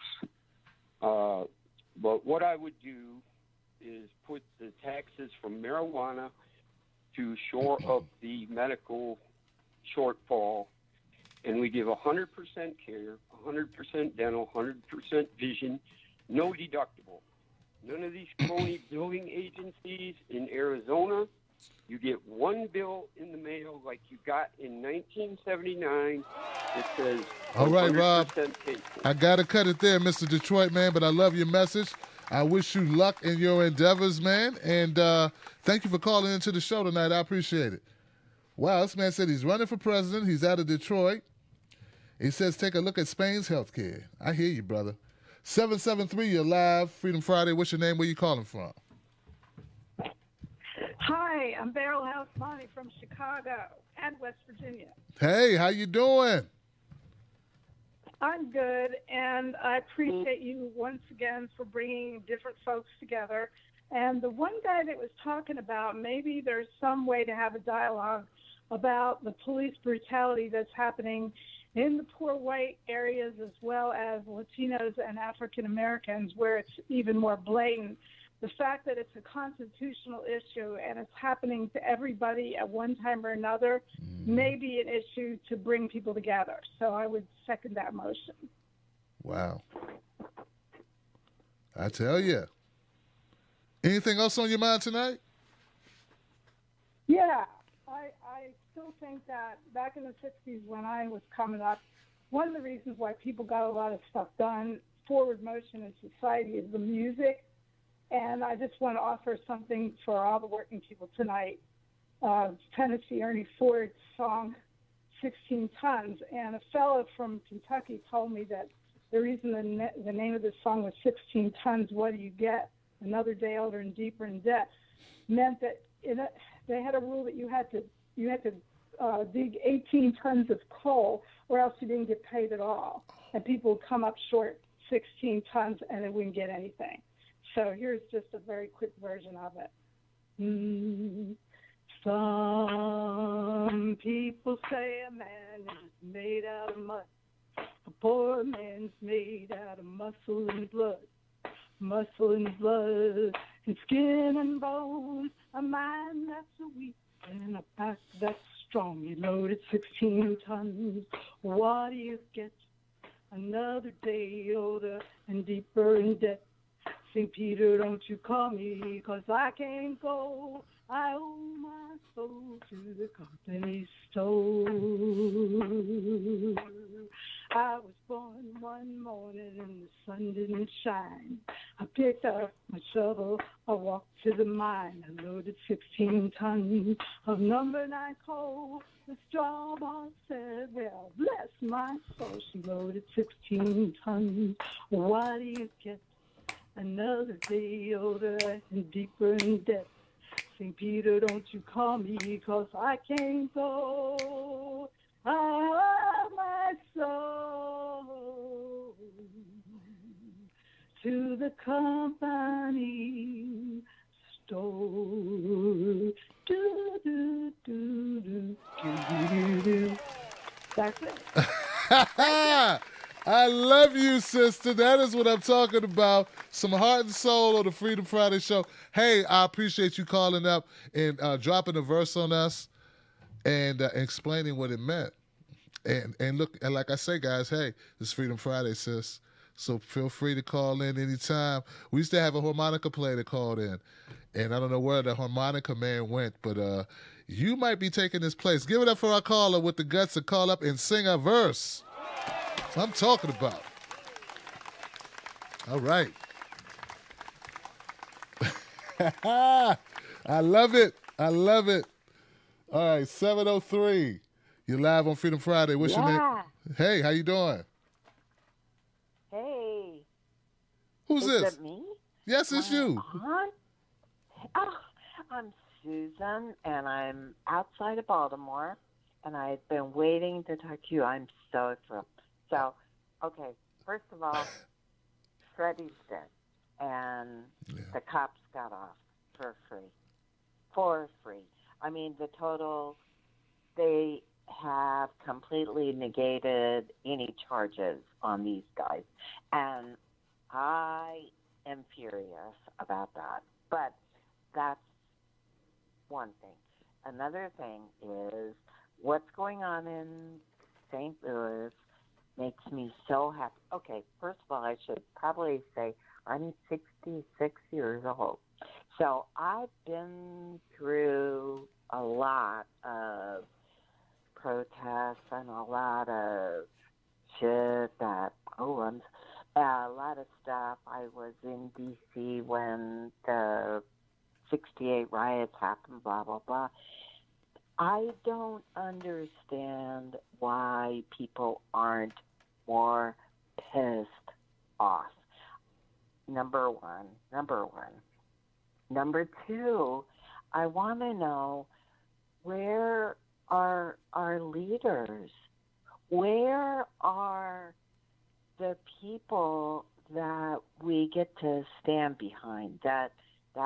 Okay, so, I had Martin Luther King before he was assassinated. And, Malcolm X, I feel so identified with. Where are the leaders to help us through this? And by the way, I'll tell you the truth. I'm 66 and I'm an old white lady, so it's not like I, have a big claim to, righteousness or whatever the word is. But I feel like people are kind of floating and kind of vacillating, and nobody's taking charge. Am I crazy? No, you're not crazy, sister. You're absolutely right. I mean, I keep wanting to reach out to somebody.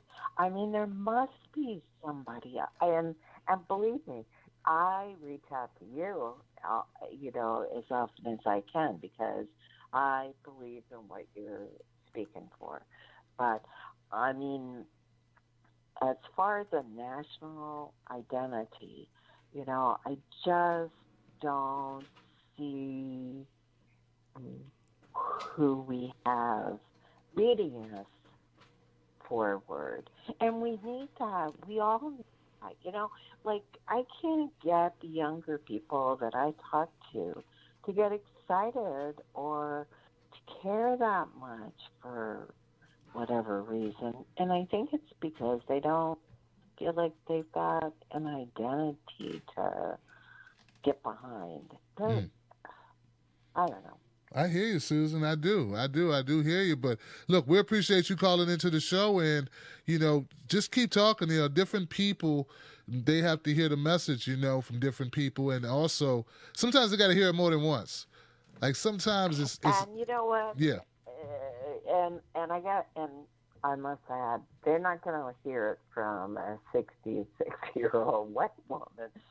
Believe me, I have tried. I have talked and talked, and nobody's really that interested. And I'm just worried that we're losing. We have no cohesion. We don't. I'm behind St. Louis. I'm surprised that Baltimore, after what happened this week with Freddie Gray, I'm surprised that we're not protesting big time for that. I got to leave it there, Susan. But I think what it was with Freddie Gray, because I'm not far from you. I'm right here, and I'm closer to D.C. I'm in Maryland, but I'm near D.C., Maryland. So you would say Northern Maryland, or Southern Maryland, I should say, Southern Maryland. What's the word for it? By the time, they've already gave up hope on Freddie Gray. You know what I mean?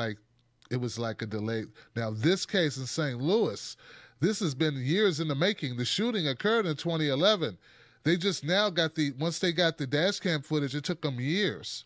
And once they got that footage, that's when the prosecutor charged them with not only a first-degree murder, but also planting the murder weapon, planting a gun at the scene.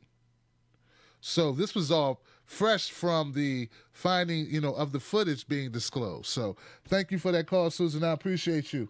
650. Hey, what's your name? Where you calling from? Tim Black. Hey. Dr. Bruce, how you doing? How you doing, bro? Good. I want to comment really quick on the comments and the discussion several times now about how all the parties sucked, basically, which I think everybody agrees probably. But I wanted to just mention to people that as much, and I'm a Democrat, or at least I used to be, and voted Democrat for 30 years before I left the party.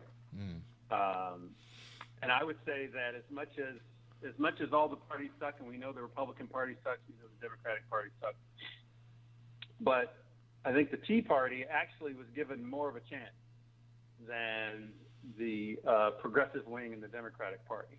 I don't think you saw cheating against the Tea Party. At least I don't recall anything that came close to cheating. So as much as we hate the Republican Party, or some of us might, got to respect the fact that they at least were not cheating. And maybe consider the possibility the Democratic Party is far worse than the Republican Party might be. Valid criticism. I also want to say, what's that? That's a valid criticism. And it's a sad one. I don't even like making it, you know. But I guess, you know, my eyes were awoke this last political season, 2015, 2016. I discovered you and HA, and gradually discovered others, and became awoke, like a lot of us. But one of the things that I'm the most angry about this last few weeks, and I think you're gonna just laugh because you actually did a segment about it. Why do people keep talking about it? But it's because it's just the gift that keeps giving. The thing I'm most angry about is Hillary Clinton. What happened? What happened exactly? And you know, how about lying happened? How about narcissism happened? Well, part of the reason I bring that up is because, medically speaking, I think she qualifies as having something called narcissistic personality disorder. I know that's a mouthful, but it's something you can look up in medical journals. It's just a fancy way of saying that she's narcissist to the point of it being clinical. And I'm not going to belabor it because I know it's been a long night for you and everybody else, but there's basically 9 criteria. She meets all of them. The biggest ones are having a sense of entitlement. I think we've found that sounds very familiar. There's also a fixation on fantasies of power and success and intelligence and attractiveness and all these things. There's a grandiosity, an expectation of superior treatment from others. There's a self-perception of being unique, of being superior and better than others, and a need for constant admiration, an unwillingness to empathize with others, and there's a pompous and arrogant demeanor that sort of wraps it all up in terms of criteria that has been established in what's called the DSM, which is Diagnostic and Statistical Manual of Mental Disorders. I'm not kidding around, Tim. This is a real mental disorder. I believe she has it. Wow. Yeah, I don't know her personally, but from what I do know of her as you do, yeah, some of those symptoms sound eerily familiar. I do associate them with her temperament. And they pop up over and over again. Oh man! Even just looking at her book run, ignoring everything that happened in the primaries, in her book run during her interview, she's mentioning how she, I forget the word she used for having basically she said something on the order of she devastated Bernie Sanders in the primary. That might not have been the word she used, but she used a word similar to that to say essentially that she overwhelmingly won in the primary, without mentioning the fact that she and the DNC cheated and the fact that Bernie still took over 20 states, even while they were cheating. That in of itself gets you halfway to having a narcissistic personality disorder in the DSM, because that in of itself meets several of these criteria we're talking about. Just having that statement and not willing to accept the fact that you had maybe you had a little competition. Maybe it wasn't a cakewalk like you were trying to say it was. It's no surprise that the more she campaigns, the lower her poll ratings go, because the more you get to listen and know her, the more you dislike her. And I know I'm just preaching to the choir, but it made me so angry, and I just got to thinking about it. I looked it up in the DSM, and I'm like, damn, she is clinically a narcissist. Man, Dr. Bruce, you know I love when you call in, man. I got to keep it moving, man, because we've been losing phone calls. But I appreciate you, Dr. B. Give it up for Dr. Bruce, y'all, resident physician and medical expert on the Tim Black Show, man. I like this. I like the ring of that, Dr. Bruce, man. Email me, man. We need to make you the resident medical professional for the Tim Black TV show, man. I appreciate you, man. You might as well get the title because you always are. You know what I'm saying? So let's work it out. 917 Freedom Friday. What's your name? Where you calling from? Hi, Tim. It's Amy from New York. Amy, how are you? Hi. How are you? I'm good, sis. So, I guess, I don't know, I haven't been watching a lot or following the news because Hillary Clinton has been all over it, and I don't want to hear anymore.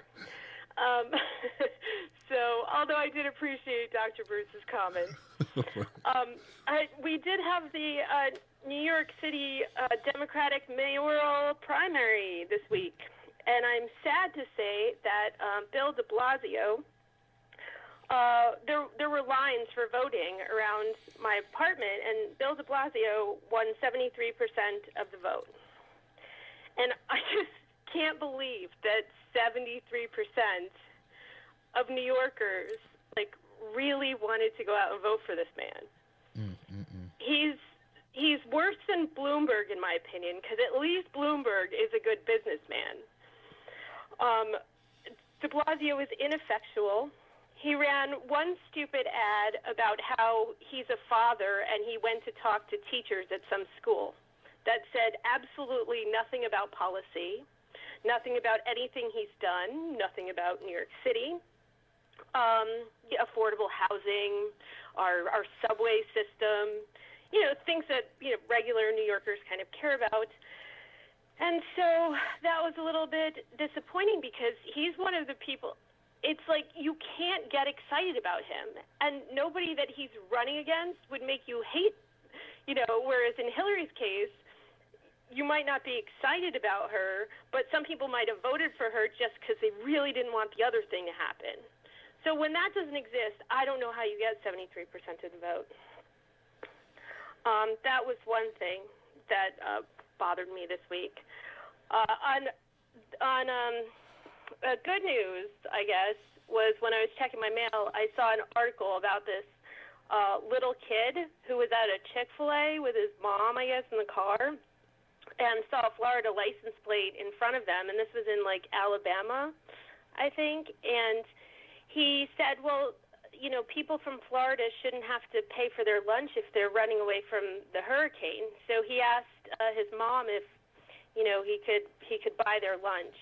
And I just thought, oh God, if our politicians were as helpful and thoughtful and empathetic as a 6-year-old, the world would be a lot better of a place. So, wow. And the other thing I was actually wondering what you thought about an issue that's going to be a Supreme Court case that's going to come up this year, was the Colorado baker case. About, I don't know if you heard about it, with the baker who didn't want to make the cake for a gay couple's wedding. And I'm super, pro any kind of choice that people want to make. But at first, I was a little bit wary of this because I don't think that ultimately we can, sacrifice one person's freedom of speech or religion for another person's. It's a really hard thing to have to weigh. But I guess while I was on the phone listening to so at first I thought, oh, this could be very dangerous to start trying to give directives that may interfere with, someone else's religion. But while I was on the phone, if you actually looked at marriage, I think, differently, like people who are religious will look at it as a religious sacrament, and then, maybe other people who aren't religious just look at it as like sort of a state piece of paper, a union that's you're entitled to benefits and all this. Then I don't see what the freaking problem is, really. Like, if that's how you view it. And if you don't view it that way, it might be a problem. But anyway, it was one of those cases where, yeah, I respect everybody's kind of viewpoint, but it's really going to, I don't know, that was a tough one even for me. So I was wondering what you thought about that. Wow, you know what? I have not drawn a conclusion about that case, man. It is a very interesting case. I'm with you on it's not as cut and dry as people make it out to be, only because, like, it's nice to say, okay, I know we want to say, treat everybody the same. We want to say that. But we also have the ability to go other places. Why would you want someone to provide something for you if they, in fact, don't want to? That's the last person I want taking care of my food. I don't want my child going to a school if they don't want my child to go to it. And I don't want to fraternize any establishment that doesn't want my money. It doesn't respect me. So regardless to what grounds it's on, that's the way I see it from the perspective of if I'm in the shoes of the gay couple. But I'm not fully versed on it, so I don't want to go on the record, but I will get into it. And you're absolutely right. While you were talking, I was like, oh yeah, that case. Supreme Court to take case on baker who refused to sell wedding cake to gay couple. Supreme Court announced Monday that it will consider whether a Denver baker acted lawfully in refusing to sell a wedding cake to a gay couple, setting up a major test next term weighing religious freedom against discrimination based on sexual orientation. So thank you for that call, Amy. I appreciate you for alerting me to it. I didn't know it was going to the Supreme Court. Very interesting. It's going to be I'm going to do a video on that. But first I got to decide how I feel about it. Because, I'm just not a news reporter guy. I run my mouth. So I would have to have a true opinion on it. And maybe I will by that time. 215 in the house. Oh, hey, this is Darth Brian. Brian. Glantz. Not Brian Glantz. I'm doing okay, man. How are you? I'm good, sir. Talk to me. What's on your mind? Well, right now I was playing Spider-Man 2 on the GameCube, listening to your show, and all I was thinking about is just a lot of things going through my head right now. A lot of it seems to be with, like, Hillary Clinton and Donald Trump still. One of the things that was driving me nuts with Hillary Clinton, it's like, why are you going after people like me who were Bernie Sanders guys? You know? Mm-hmm. Like, you get what I mean? Why are you going after Bernie? Bernie didn't have to campaign for you. Bernie could have just sat at home and done nothing. You know? Right. He didn't have to do a damn thing. And Hillary Clinton's basically like, oh, hi, Bernie. Please ignore this butcher knife that I have in my hand. Please ignore it. I'm going to just put it right at your spinal cord in my book. Like, do you want the Bernie wing of the freaking party to go, hey, fuck you people if you don't want my vote, if you don't want my time, if you don't want my energy, I'm not going to give it to you. If you just want me to sit on my freaking ass and not vote again, then I'll do that. It's like, are you stupid? You get what I mean? My brain is just blown. And the guy that said the narcissist thing, I totally buy that. And it's really weird for me about the 2016 election when I look back on it, because I got an interesting thing with it. I was a Bernie guy. I campaigned for Hillary electedly. So I myself didn't have to campaign at all for that woman. But I had to, because PA was a swing state. Interesting. So it's like, you have all this BS with the Democratic Party. And it's like the Democratic Party seems to be going through the same crap that they went through in '68. Only, except for the fact that in '68 they kind of had a good reason for being directionless, because the main guy they probably were going with, Robert Kennedy, got a bullet in his freaking head. You know, that would kind of mess your party up. Word. The reason the Democrats are messed up now is because they have no idea what they're doing. It's like, how hard is it to attack Trump on constitutional issues? For example, he's expanding the war on terror. He's reached Obama's civilian death count in a matter of months. How do you not go after that? Mm-hmm. It's just, it F's with my mind. And like you and H.A. Goodman say, it's this Russia stuff. And then when I get crap from Hillary people, like I was on Twitter, I got into a heated argument with some Hillary person to the point where they blocked me because they didn't want to hear freaking facts and data, because they had this stupid voting record crap with Hillary and Bernie. And it's like, one of them was, Hillary voted no on making crack and heroin legal, and Bernie voted yes. And I wrote, actually, a true progressive would be in favor of ending the war on drugs. I don't know, man. I just needed to vent for a little bit about politics and this crap. You know, I'm in college now, and I don't got time to do a lot of videos, so Freedom Friday is where it's at. And, oh yeah, just a random question. I'm not sure if H.A. Goodman and Jordan Sheridan have resolved that feud thing that happened in May. Right. Is it possible you could maybe do like a no sellouts thing where you get Jordan out and H.A. and Jordan could like work it out maybe? Because I think that a lot of, you know, the H.A. progressive and the Jordan Sheridan progressive have a lot in common. You know, and I think at this point the progressives, well, most progressives need to unite against who the real enemies are, which I see as the DNC and Donald Trump. Hey, man. Anyway, I gotta say, Tim, have a nice day. Hey, you too, Brian, man. Keep your head up, man, and good luck in those classes, my brother. Young man, I appreciate you. You got it, Brian.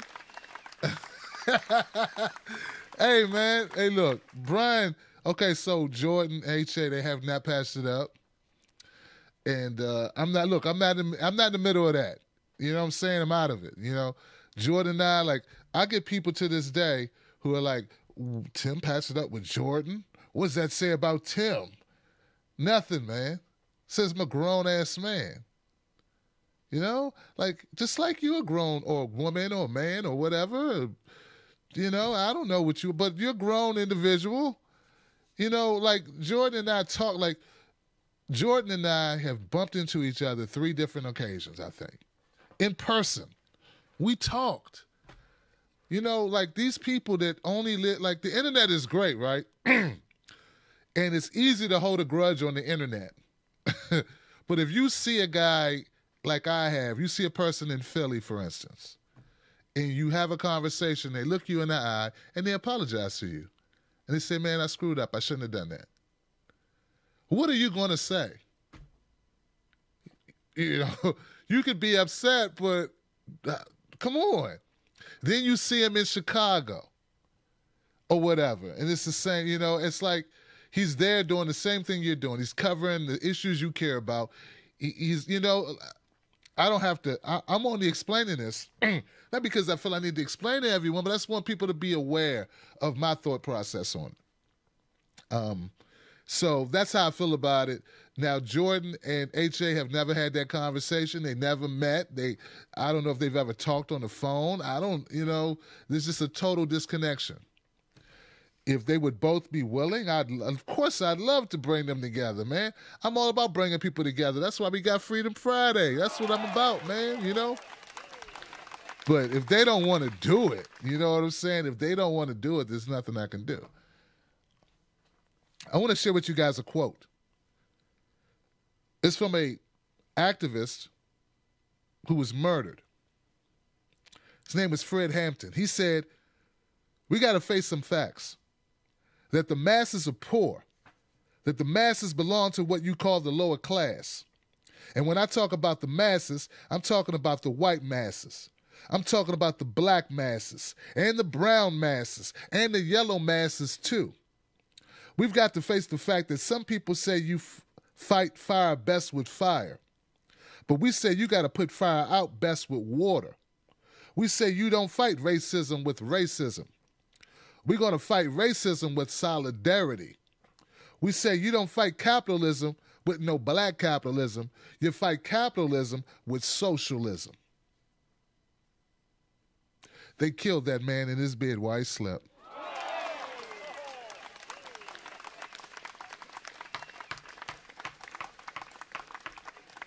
I said the police burst into his room in his apartment, I think it was in Philadelphia, and killed that man in his bed while he slept. Because why? Why they kill him? Because of what he was talking. Now, if he was talking about, white supremacy and white people do this and white people do that, wouldn't nobody killed him? But you start talking unification. You start talking about bringing people together, you go on that very short list. This show is brought to you by TimBlackTV.com. Become a member. Go to Patreon.com, Tim's Take Live. This show is not funded by special interest groups. It's not funded by Soros. It's funded by people who care about it, who watch it, who would like to see it stay on the air. And if you enjoy what we cover, what we talk about, and you like, you say, hey, man, I like Tim Black. I like what he talks about. I like to see the brother keep doing this thing. Well, then become a member. Go to Patreon.com, Tim's Take Live. My email address is tim@timblackTV.com. I try to get to all my mail. Not always that quick, but I do try to get to it all. So write me if you got questions. Find me as Real Tim Black on Twitter and Facebook. Also, consider picking up a cool shirt like this one. This is my Wolfpack shirt. We also have other shirts and stuff like mugs like this one. And you can put anything on it from a wolf to a FUO statue to a human like you. We got a lot of great designs at the TTL Media Store. So look, man, here's the deal, man. We got healthcare, we got St. Louis, we got great topics, we got great callers. At the end of the day, guys, we all in this together, and a little infighting should not destroy our movement.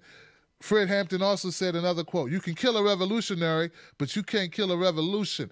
This is not a new revolution. We are just a continuation of all the other revolutions that have taken place in this country. That's why it's in your spirit. That's because it was in other spirits. We ain't creating nothing new here. We're just continuing the effort. So know this. You gonna eat your cornbread? They want to eat our cornbread. They want us to stay divided. They want us to stay silent. And they're trying to take the best tool we have to fight back and to communicate with one another away. And that tool is called the internet. And what they're trying to do is get rid of net neutrality.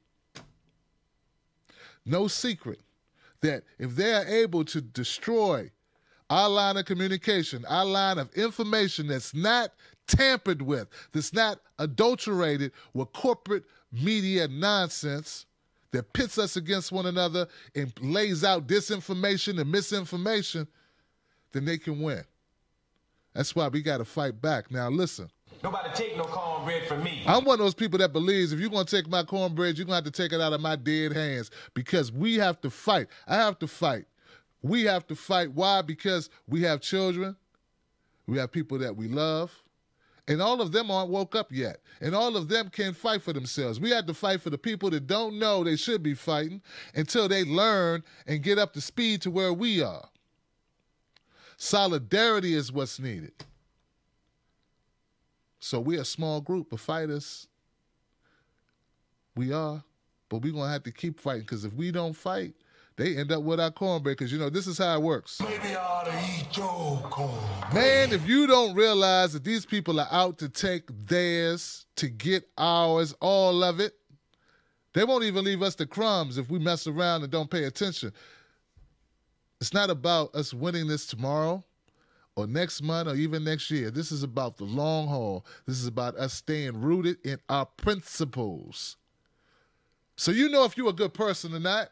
You know if you have in your heart feeling for others, if you have empathy for other people, that you don't have to experience everything to try to put your mind into the mind of someone or to feel what another person's feeling or what they're going through. If you are not a dreamer or a DACA recipient, but you can understand how it must feel, if you can imagine how it must feel to have that hanging over your head that you could be booted out of the only country you've ever known, or if you can imagine what it feels like to live in St. Louis and actually be afraid of or worried about your loved one being able to come home from work and not be gunned down in the street by a cop who's pissed off, if you can imagine what it's like to be a woman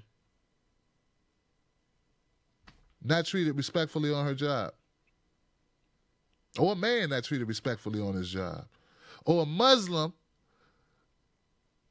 or a Sikh who wears in a job or whatever that is. I don't think I know everything, but to be discriminated against because of your religion and your appearance. You know if you're one of those people that can put yourself in that position. And that's what makes you special, because you empathize with others. And what makes you, I would say, extraordinary is if you were willing to fight for others. Not on no condition that they going to fight for you, but because it's who you are. You are woke. You have a rare breed. Don't go back to sleep. Because if you go back to sleep, everyone loses. And you know what? It's going to be consequences and repercussions. There's going to be more consequences and repercussions. I'm your man, Tim Black. I appreciate you all for being here tonight and every night. We will be back here Monday with No Sellouts with my friend H.A. Goodman. Thank you to all my callers tonight. You guys are hilarious and informative and engaged, and you make me feel good about doing what I do. So thank you very much. I could be somewhere programming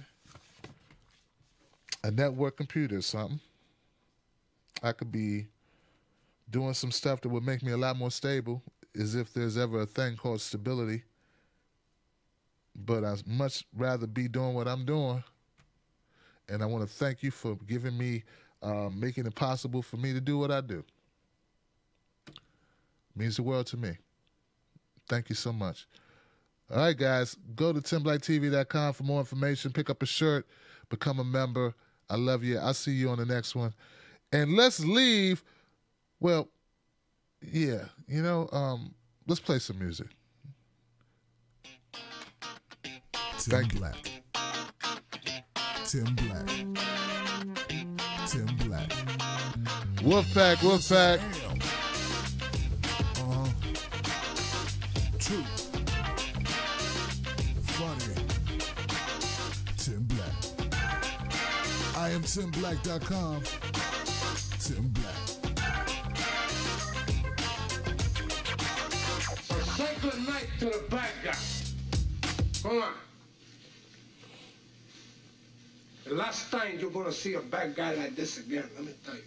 Shout out to my people on Facebook, Periscope, and YouTube. Wait for the bad guy. There's a bad guy coming through. Gotta get out of his way.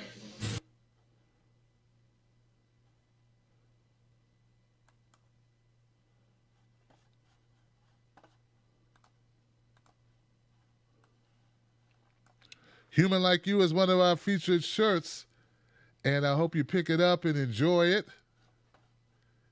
And let's do that.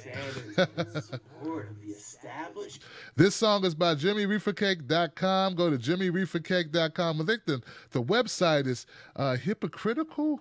Jimmy Reefer Cake. Guys, I think he tells you the name of the website here. Bernie Sanders getting the support of the establishment Democrats for single-payer health care. The flashback to Hillary Clinton against Obama. And then you see a campaign that has the worst kind of tactics, reminiscent of the same sort of Republican attacks on Democrats. Well, I am here to say that it is not only wrong, but it is undermining core democratic principles. Since when do Democrats attack one another on universal health care? I thought we were trying to realize Harry Truman's dream. I thought this campaign finally gave us an opportunity to put together a coalition to achieve universal health care. But in the campaign against Bernie, Health emergencies can't wait for us to have some theoretical debate about some better idea that will never, ever come to pass. oh, Hillary Clinton, I didn't think I'd have to sing about you again, but here it is. You are so hypocritical to me. You are so hypocritical to me, yeah. Can't you see? Oh, you're the reason for my website. Oh, the hypocrisy.com.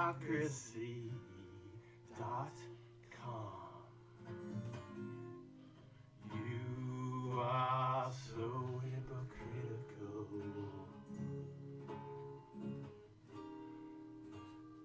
to me.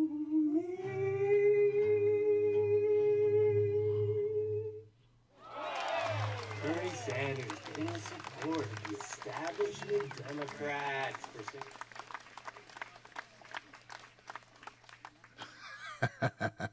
I love that